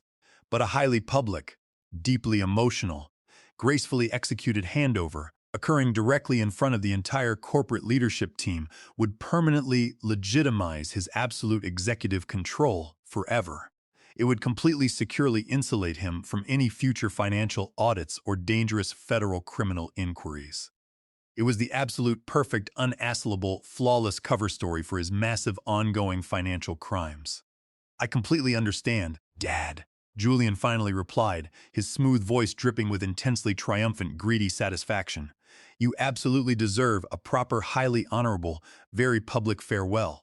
I will contact the senior board members immediately and arrange absolutely everything for Friday morning at exactly 9 Lee sharp. I will personally have the corporate legal team prepare the final power of attorney files and the complete estate transfer binders. You will not have to worry about a single thing ever again. I thanked him weakly, whispering my love before disconnecting the line. The pathetic facade vanished instantly. I sat perfectly straight in my chair, cold ice freezing over my heart. The massive trap was flawlessly set.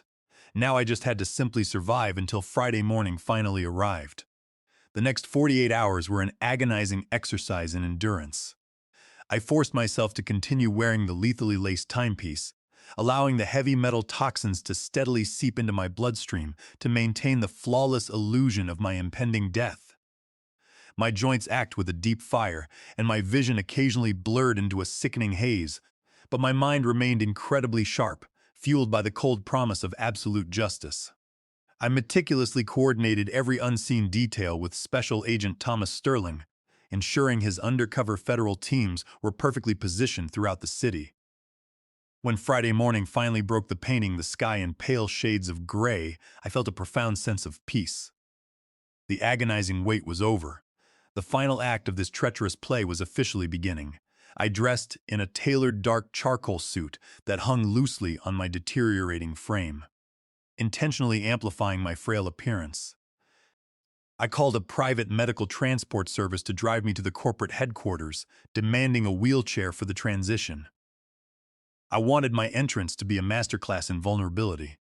The glass and steel facade of the Vance Logistics building loomed against the skyline, a monument to 40 years of my relentless sacrifice. As attendants wheeled me through the polished marble lobby, a heavy silence fell over the busy floor. Dozens of loyal employees stopped and openly stared. I saw genuine tears in the eyes of my senior staff. I saw pity, profound sadness, and quiet mourning. I kept my head bowed slightly, my hands resting weakly in my lap, playing the part of the defeated, dying founder perfectly to the end. The elevator ride to the top executive floor felt like a slow ascension to a waiting guillotine. But beneath my trembling exterior, my blood was humming with calculated anticipation. The frosted glass doors of the executive boardroom slid open, revealing the heart of my empire. The room was expansive, anchored by a massive custom-built mahogany table I had personally commissioned 3 decades ago. Floor-to-ceiling windows offered a panoramic view of the city, below a stark contrast to the grim atmosphere suffocating the interior space. The entire board of directors was already seated around the polished wood. Some looked at me with genuine sorrow, while others, the newer executives Julian had brought in, completely failed to mask their calculating indifference. They saw me as nothing more than a fading relic, a stubborn obstacle finally being cleared from their progressive path. I allowed the attendant to wheel me directly to the head of the table, the seat of authority I was about to surrender forever. Julian was standing at the far end of the room, incapable of hiding his intense nervous energy. He was bouncing on the heels of his Italian leather shoes. He wore a sharp navy suit, desperately projecting the image of a confident corporate leader.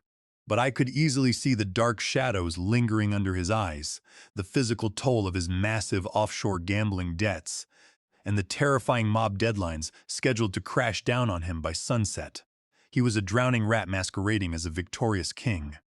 He smiled as I was wheeled into position, a sickeningly warm manufactured expression of filial affection that made my stomach churn with pure disgust.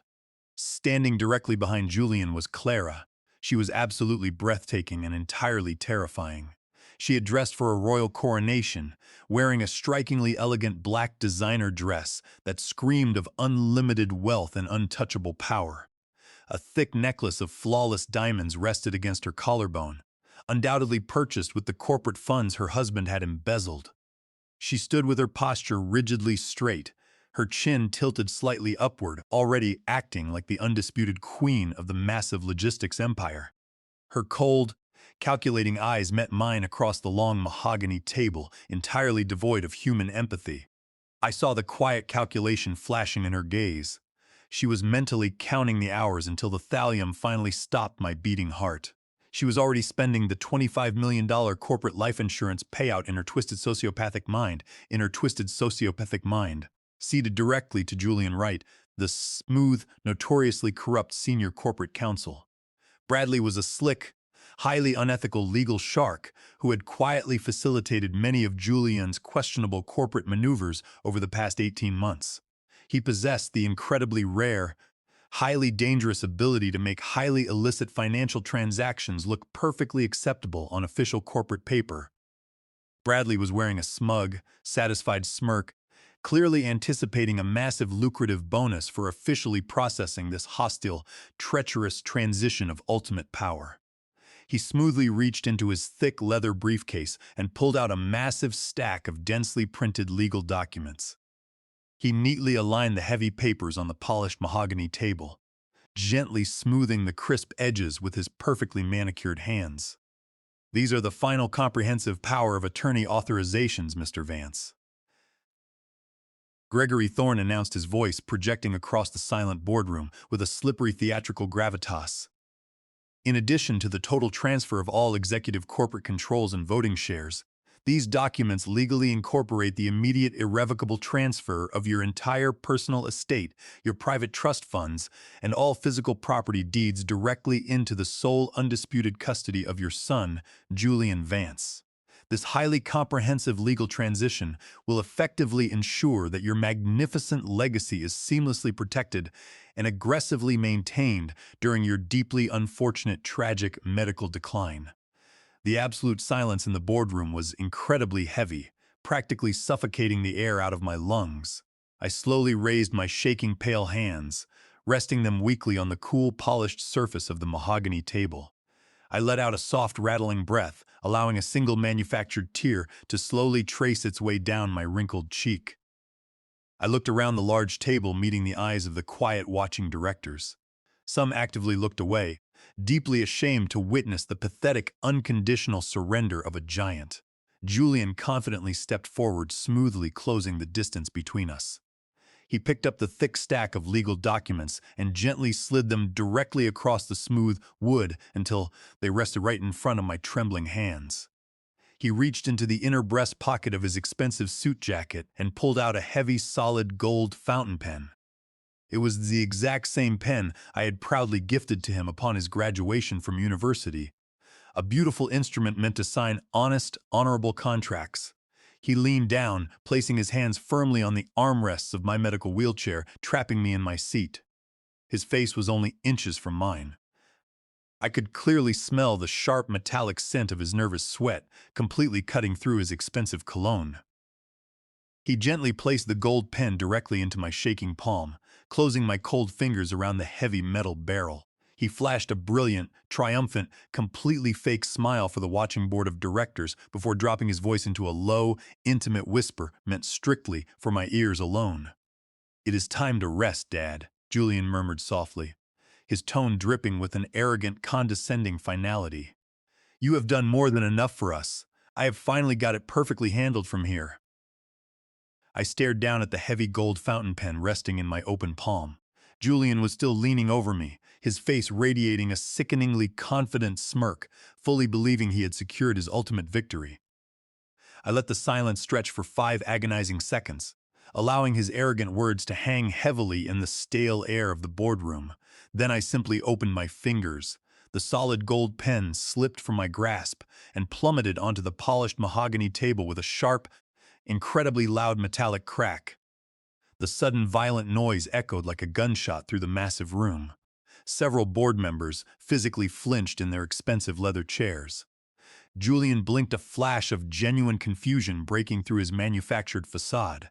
He instinctively reached out to retrieve the fallen pen, assuming my deteriorating motor skills had finally failed me completely.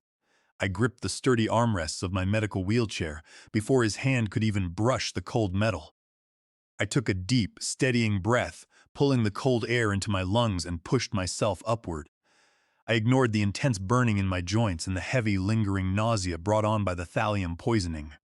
Pure, unadulterated adrenaline flooded my veins, temporarily banishing every single trace of the toxic weakness. I stood up slowly, deliberately shedding the pathetic illusion of the dying, defeated old man. I straightened my spine, squaring my shoulders until my posture was entirely rigid and towering. I towered over Julian, casting a long, dark shadow across his suddenly trembling form. The entire executive boardroom fell completely, absolutely silent. You could have heard a single pin drop on the thick carpet.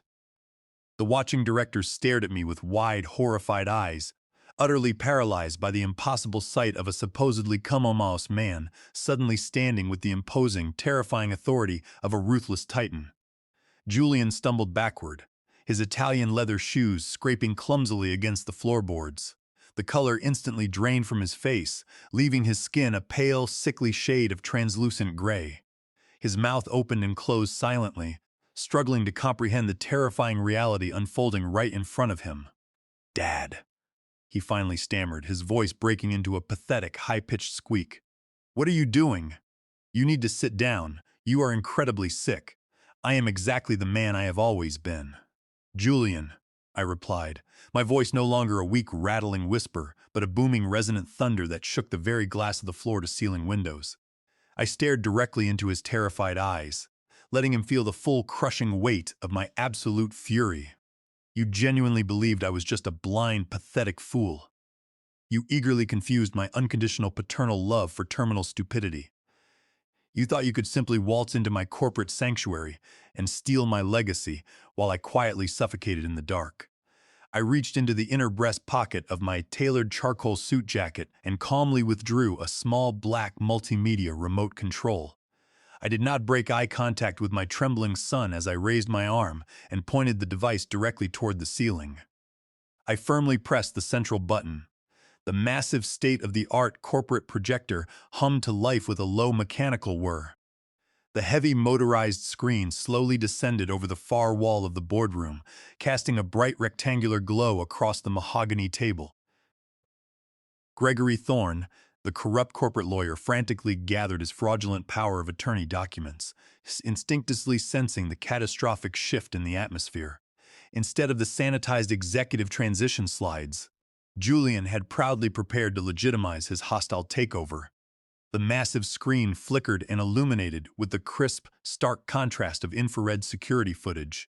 It was the hidden camera recording from my private living room, captured just a few nights prior. The high-definition video clearly displayed Julian and Clara lounging casually on my sofa, comfortably drinking my rare vintage scotch. The highly sensitive audio transmitters flooded the quiet boardroom with perfect, undeniable clarity. The collected board of directors watched in absolute paralyzed horror as the digital ghost of my son began his frantic, pathetic confession. Julian's desperate, whining voice echoed off the walls, clearly detailing how he had selfishly blown exactly $15 million of critical corporate operational funds on disastrous underground cryptocurrency bets. The executives gasped audibly as the recording revealed the massive illegal gambling debts Julian had subsequently acquired and the terrifying mob-connected lenders who were actively threatening to violently seize the logistics company assets by Friday evening. The pristine, highly sanitized corporate illusion Julian had desperately tried to maintain was instantaneously, completely incinerated, but the absolute worst was yet to come. The video continued playing, delivering the most brutal, unforgivable twist of the entire treacherous plot. Clara leaned forward on the massive screen, her voice cold and completely devoid of human empathy. The audio broadcasted her chilling complaint about my surprising physical resilience. She explicitly ordered Julian to aggressively increase the lethal dosage on the transdermal watch pad. She coldly described the heavy metal thallium, boasting about how the highly toxic poison would rapidly collapse my nervous system and easily mimic natural organ failure without raising any medical suspicions. The reaction in the boardroom was instantaneous and entirely visceral. Several senior directors physically recoiled, covering their mouths in pure shock and revulsion. One of the executive vice presidents muttered a quiet prayer under his breath.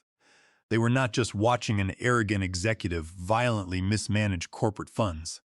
They were actively bearing witness to a calculated, cold-blooded, and entirely premeditated murder plot discussed with the casual indifference of planning a weekend vacation. The recording reached its devastating climax. Julian's digital voice filled the room, eagerly outlining his final treacherous endgame. Once he signs the power of attorney, we toss him in a nursing home and let the thallium finish the job. The recorded Julian explained greedily. As soon as his heart stops, the $25 million Keyman corporate life insurance policy pays out to me. We clear the debts, liquidate what is left, and disappear to Europe. The ultimate sickening betrayal was finally laid bare for the entire world to see. My life, my decades of relentless sacrifice, was literally worth nothing more than a $25 million payout to my only child. I clicked the black remote control a second time. The infrared video vanished instantly, replaced by the highly detailed multi-page forensic toxicology report from the private laboratory. The massive screen brightly displayed the lethal levels of heavy metal detected in the watch casing, complete with the official chemical breakdown of the weaponized hydrogel and the certified signature of the lead toxicologist. The undeniable concrete scientific proof of their attempted assassination glared down at them, entirely irrefutable and absolutely damning. Julian collapsed heavily into a leather chair, his entire body shaking violently as the inescapable reality of his total destruction finally caught up to him. He buried his face in his trembling hands, letting out a pathetic, muffled sob of pure terror. Clara, however, reacted with the instinct of a cornered, desperate predator. Her meticulously crafted mask of elegant, untouchable superiority up, completely shattered into a million jagged pieces. She realized in a fraction of a second that her glamorous, wealthy future was entirely dead, and she was going to spend the rest of her life in a federal prison cell. She let out a harsh, guttural scream of pure panic and lunged aggressively across the boardroom. Her expensive designer heels slipped on the polished floor as she frantically scrambled toward the multimedia console, desperately trying to reach the thick black power cord to manually disconnect the projector from the wall. She wanted to violently kill the presentation to somehow stop the horrific truth from continuing to broadcast her undeniable guilt to the horrified audience. "Freeze!" I commanded, my voice cracking like a physical whip across the room. The sheer absolute authority behind my single word hit her like a solid brick wall. Clara stopped dead in her tracks, her hand hovering mere inches away from the electrical outlet. She slowly turned her head to look at me, her eyes wide with a profound, consuming terror she had never experienced before in her entire life. She was completely frozen, trapped under the burning weight of my unforgiving glare. The trap had flawlessly, permanently slammed shut. "You are right, Julian." My absolute steady voice boomed across the vast expanse of the large boardroom, loudly echoing with 40 long years of unquestioned corporate authority. "I am finally resting today, but you are going to prison." The heavy, frosted glass doors of the executive boardroom did not simply open, they violently burst apart. A highly coordinated flood of armed tactical agents representing both the Federal Bureau of Investigation and the Chicago Police Department surged into the room. Special Agent Thomas Sterling led the aggressive charge, his weapon drawn and his tactical vest clearly identifying his absolute federal authority. The sheer overwhelming force of the sudden raid instantly shattered the fragile, terrified silence that had gripped the corporate directors. "Federal agents, nobody move. Keep your hands exactly where we can see them." Sterling roared, his commanding voice cutting through the rising panic. The senior board members immediately scrambled backward violently, pushing their expensive leather chairs away from the long mahogany table. They pressed their backs flat against the cold floor toe-ceiling windows, desperately trying to physically distance themselves from the unfolding criminal catastrophe. Gregory Thorne, the corrupt corporate counsel, practically fell out of his seat. He raised his perfectly manicured hands high into the air, his face pale with sudden terrifying realization that his lucrative illegal career was permanently over. Julian did not even have the necessary time to process the violent intrusion. Two heavily armored federal agents forcefully grabbed him by his tailored shoulders. They brutally slammed him face first against the polished surface of my custom mahogany table. The sickening thud of his skull hitting the hard wood echoed loudly. His arms were violently wrenched behind his back, and the sharp metallic click of heavy steel handcuffs locking around his wrists sounded like the ultimate final gavel drop of his privileged life. Clara fought back with the wild, unhinged ferocity of a cornered animal. As a female officer lunged forward to apprehend her, Clara violently swung her arms, her manicured nails raking across the air. She let out a piercing, hysterical scream that tore through the boardroom, a sound so entirely devoid of her usual elegant sophistication that it barely sounded human. Her perfect, untouchable facade was entirely, completely destroyed. The expensive black designer dress tore slightly at the shoulder as two officers wrestled her aggressively to the ground. They forced her face against the plush corporate carpet, securely fastening her hands behind her back. "Get your filthy hands off of me!" Clara shrieked, thrashing her head wildly from side to side. Her flawless makeup was heavily smeared with angry tears, and the thick necklace of flawless diamonds dug painfully into her collarbone as she struggled against the unyielding federal restraints. "I am Clara Vance. You have absolutely no legal right to touch me. I demand to call my private lawyers immediately. This is a massive, unforgivable mistake. The only mistake you made was attempting to chemically execute a federal witness." Agent Sterling replied coldly, standing directly over her struggling form. He did not offer her a single ounce of professional sympathy. He expertly read her constitutional rights, his crisp, authoritative words entirely drowning out her frantic, high-pitched protests. Julian, however, had completely abandoned any lingering pretense of arrogant defiance. As the tactical agents roughly hauled him up from the wooden table, his knees buckled beneath his weight. He dropped heavily onto the floor, falling directly to his knees right in front of my medical wheelchair. He was openly, uncontrollably sobbing. The thick, arrogant pride that had previously fueled his treacherous corporate takeover had completely evaporated instantly, replaced by the raw, pathetic terror of a deeply cowardly man finally facing the devastating consequences of his own horrific actions. "Dad, please," Julian begged, his voice cracking and breaking into a high, desperate whine. Large, heavy tears streamed down his face, dripping onto his sharp navy suit. "Please, you have to stop them. You have to tell them this is a terrible misunderstanding. I was absolutely desperate. Those underground lenders were going to physically kill me, Dad. They were going to violently dismantle everything you built. I only did this to safely protect our massive family empire. You have to show me some mercy. I am your only son."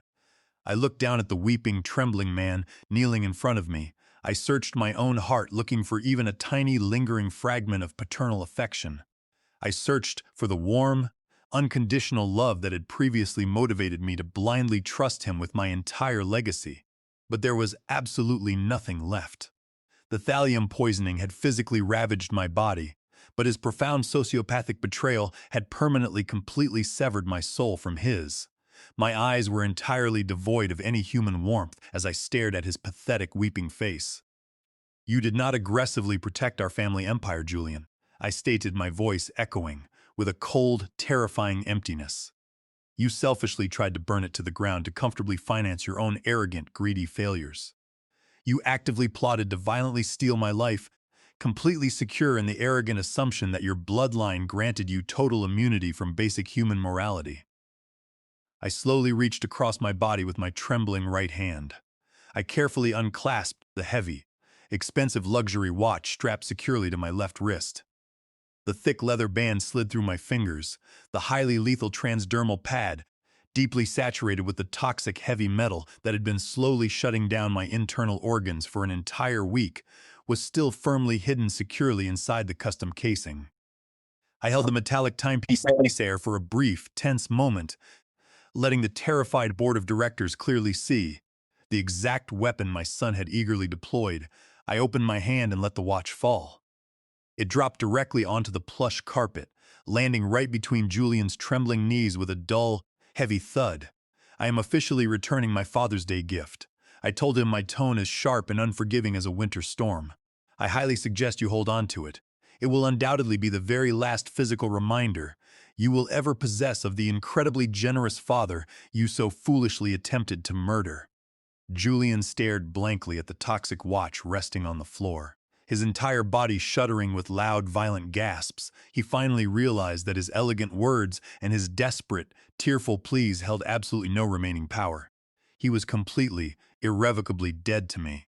Special Agent Sterling stepped forward, firmly gripping Julian by the back of his suit collar.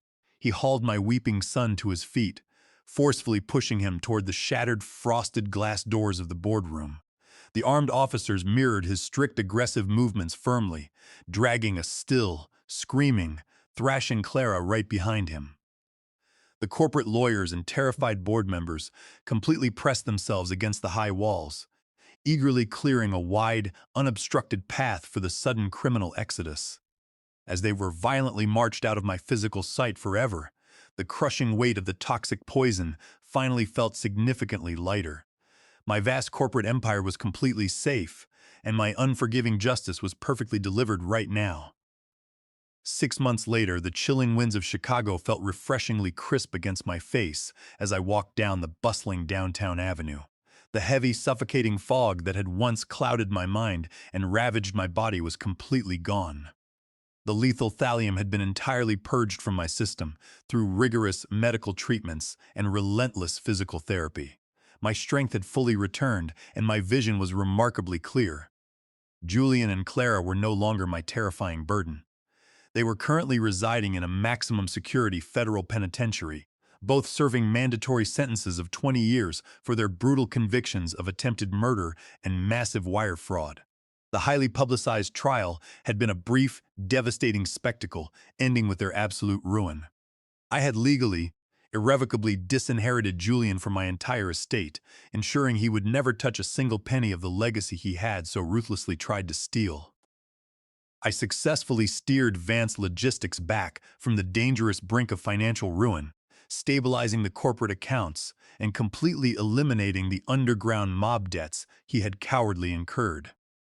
The company was stronger than ever, but my personal perspective on life had fundamentally shifted. I stopped in front of a beautiful, highly upscale storefront, boasting gleaming glass windows and elegant gold lettering. I pushed open the heavy mahogany door, a warm, inviting bell chiming softly above my head. The rich scent of fine leather and freshly brewed espresso filled the immaculate room. Behind the pristine glass counters filled with magnificent, intricate timepieces stood Victor Abramoff. 6 months ago, Victor was just an incredibly observant jeweler working out of a tiny, cramped subway booth. He was the brilliant, meticulous man who had first noticed the microscopic tampering on my watch casing, ultimately saving my life. I smiled warmly as he looked up from his workbench. I had fully financed this magnificent new storefront for him as a profound silent thank you for his incredible vigilance and unparalleled honesty. Victor wiped his hands on a clean cloth and stepped around the polished counter, returning my genuine smile with a firm, respectful handshake. We sat down together in two plush leather chairs near the large front window, sharing a hot cup of dark coffee while watching the busy city rush by outside. We did not need to explicitly discuss the terrifying darkness of the past or the brutal betrayal that had originally brought us together. We were simply two men quietly enjoying a peaceful morning, sharing a profound, unspoken understanding of the absolute true value of time. Every single ticking second was no longer a terrifying countdown to a tragic demise, but a precious, hard-earned victory. I took a slow, deep breath, savoring the rich taste of the coffee and the comforting warmth of the morning sun against my skin. I had successfully torn down my own empire to completely expose the treacherous wolves hiding inside my own home, and in doing so, I had finally reclaimed my own life. I looked at the beautiful watches displayed around us, listening to their steady, rhythmic heartbeats. They were no longer dangerous weapons of silent assassination, but beautiful testaments to survival resilience and the enduring strength of the human spirit. The painful scars of my son's horrific betrayal would likely never heal entirely, but they no longer defined my daily existence. I was alive, I was completely free, and my future was entirely my own to write. I smiled again, letting the quiet atmosphere wash over me. The vast logistics company was now operating flawlessly, without the dark shadow of corruption. I had appointed a trustworthy executive board to handle the daily operations. My legacy was entirely secure. I took another long, relaxing sip of the excellent espresso. The bitter past was officially behind me, and the bright morning held infinite promise. I had survived the absolute worst, and now I was truly ready to live again. Blood does not automatically grant someone the right to your unyielding trust, nor does it excuse malice disguised as love. As parents, we spend our lives building a fortress to protect our children, but we must never let love blind us to the wolves standing inside our own gates. Betrayal from within is the most toxic poison, silently destroying you while you refuse to see the signs. True family is defined by respect, loyalty, and actions, not just a shared last name. Never be afraid to tear down your empire if it means surviving the people trying to steal it. Have you ever discovered a shocking betrayal from someone you trusted with your life? How did you fight back? Drop your story in the comments below. If Victor's revenge satisfied you, please hit the like button, subscribe to the channel, and share this video with someone who truly needs it. I used to ride upon your shoulders, thinking you could touch the sky. Every road felt less on the sun. When I saw the world through your eyes, you were stronger than the mountains, taller than the northern pines. And when the winter winds were coming, you would stand between them and I. Time kept moving like the river, years slipped slowly off the sea. But no matter where life took me, you were always part of me. I am my father's daughter in every step I take, and every time I choose to stand, when it's easier to break. I carry your courage in my heart, your fire inside my soul, and though the years keep moving on, your love still leads me home. You taught me strength is not in power, but in kindness when it's hard. You taught me how to keep on going when the road grows cold and dark. Every lesson, every story, every laugh around the flame lies within like an echo calling softly through my name. And when I face my greatest battles, when I feel I can't go on, I can hear your voice beside me saying, "Child, you're stronger than you know. I am the Father's daughter." Every step I take, and every time I choose to stand, when it's easier to break, I carry your courage in my heart, your fire inside my soul. Although one day the snow will cover footprints, one day the fire will burn low, but the things a father gives his daughter are the things that never go. Not the gold or not, the stories, not the battles that he won, but the quiet way he loved her and the woman she becomes. I am my father's daughter, and I always will remain. Through every triumph, every loss, through every joy and every pain, the world may change around me. The stars may fade above, but I will always carry with me my father's endless love, and when they ask me who I am, I'll smile and answer softly. I am my father's daughter. Father. A sound so entirely devoid of her usual elegant sophistication that it barely sounded human. Her perfect, untouchable facade was entirely completely destroyed. The expensive black designer dress tore slightly at the shoulder as two officers wrestled her aggressively to the ground. They forced her face against the plush corporate carpet, securely fastening her hands behind her back. "Get your filthy hands off of me!" Clara shrieked, thrashing her head wildly from side to side. Her flawless makeup was heavily smeared with angry tears, and the thick necklace of flawless diamonds dug painfully into her collarbone as she struggled against the unyielding federal restraints. "I am Clara Vance. You have absolutely no legal right to touch me. I demand to call my private lawyers immediately. This is a massive, unforgivable mistake. The only mistake you made was attempting to chemically execute a federal witness." Agent Sterling replied coldly, standing directly over her struggling form. He did not offer her a single ounce of professional sympathy. He expertly read her constitutional rights, his crisp, authoritative words entirely drowning out her frantic, high-pitched protests. Julian, however, had completely abandoned any lingering pretense of arrogant defiance. As the tactical agents roughly hauled him up from the wooden table, his knees buckled beneath his weight.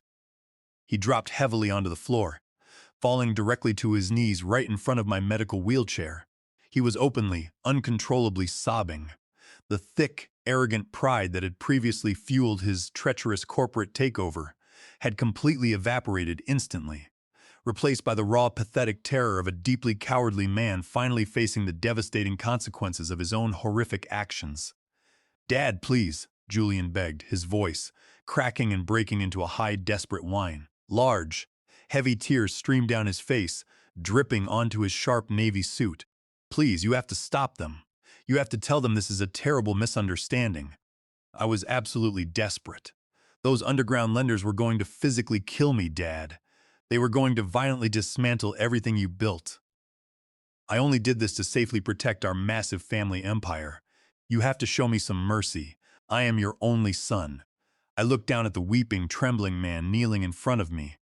I searched my own heart, looking for even a tiny, lingering fragment of paternal affection.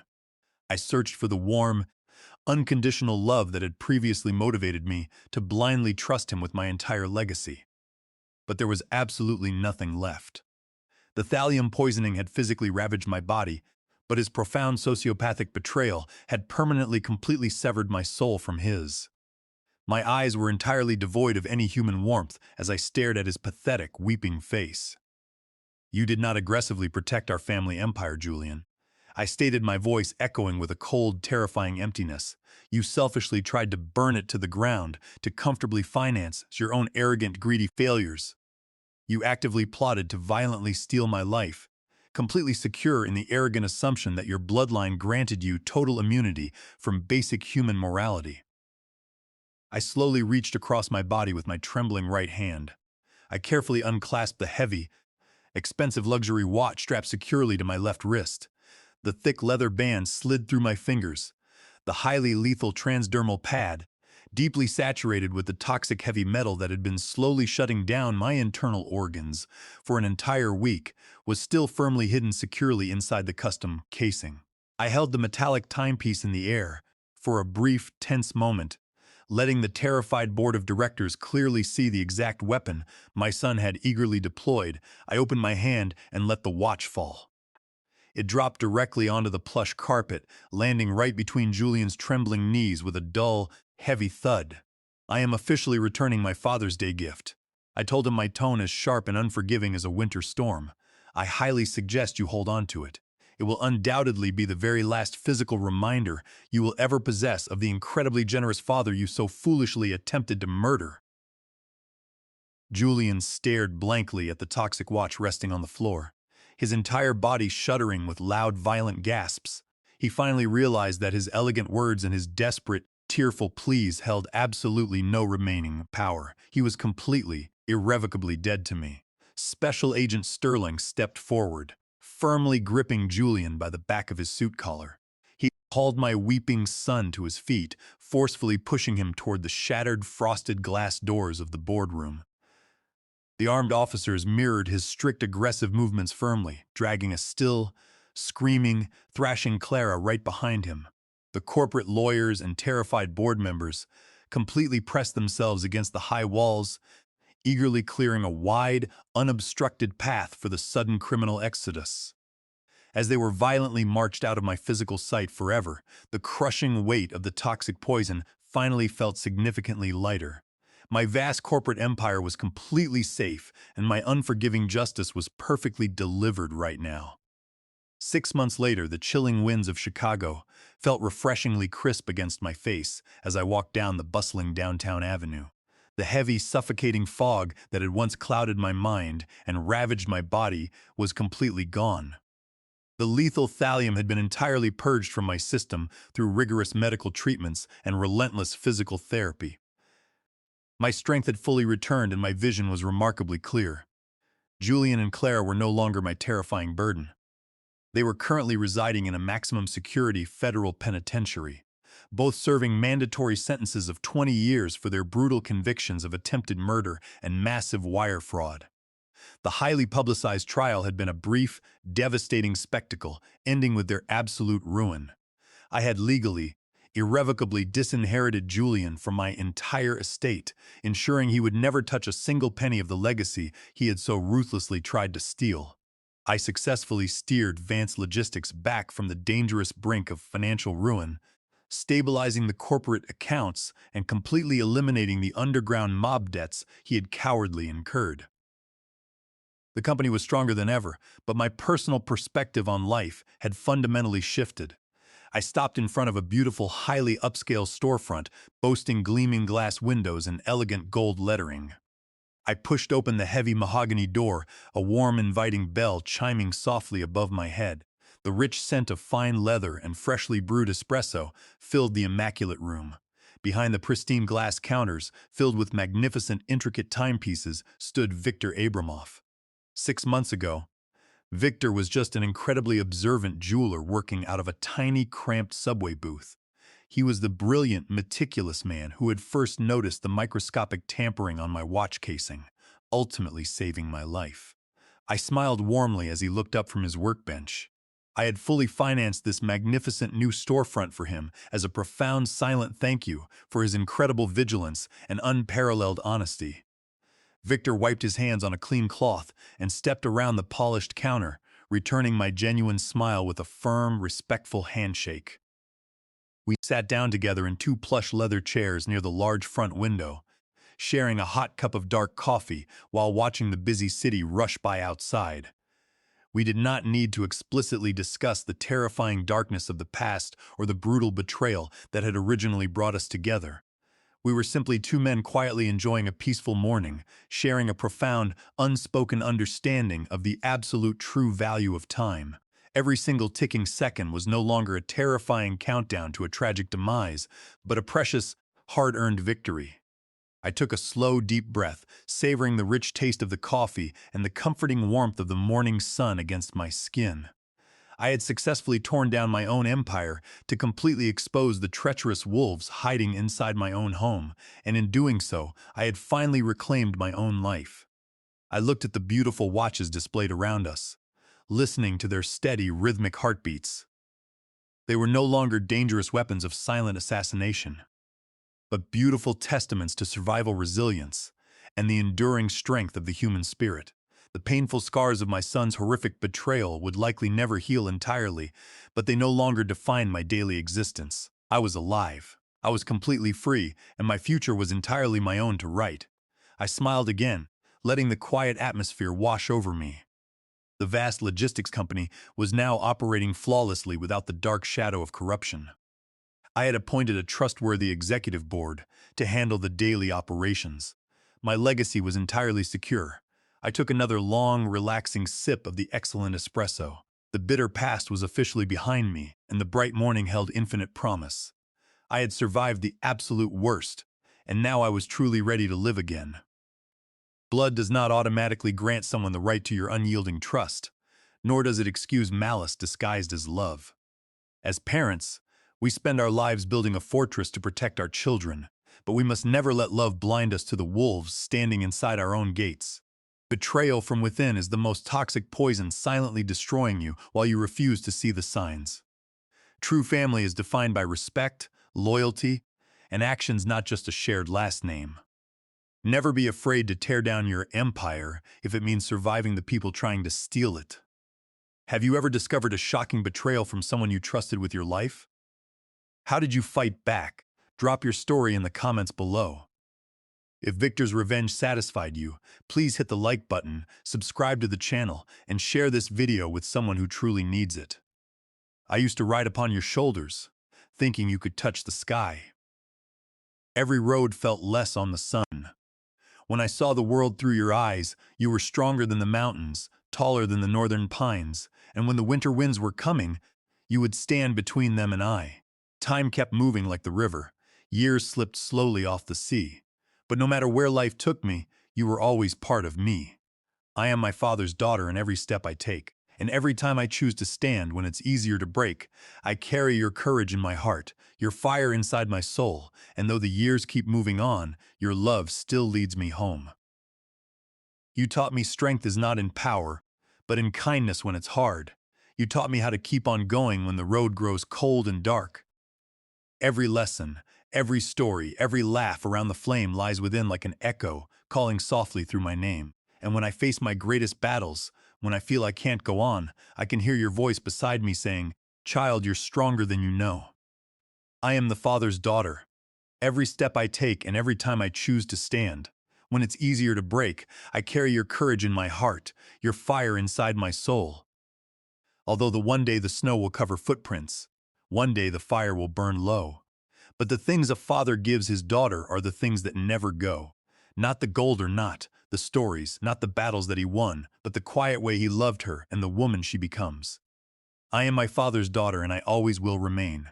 Through every triumph, every loss, through every joy and every pain. The world may change around me, the stars may fade above, but I will always carry with me my father's endless love, and when they ask me who I am, I'll smile and answer softly. I am my father's daughter. Father.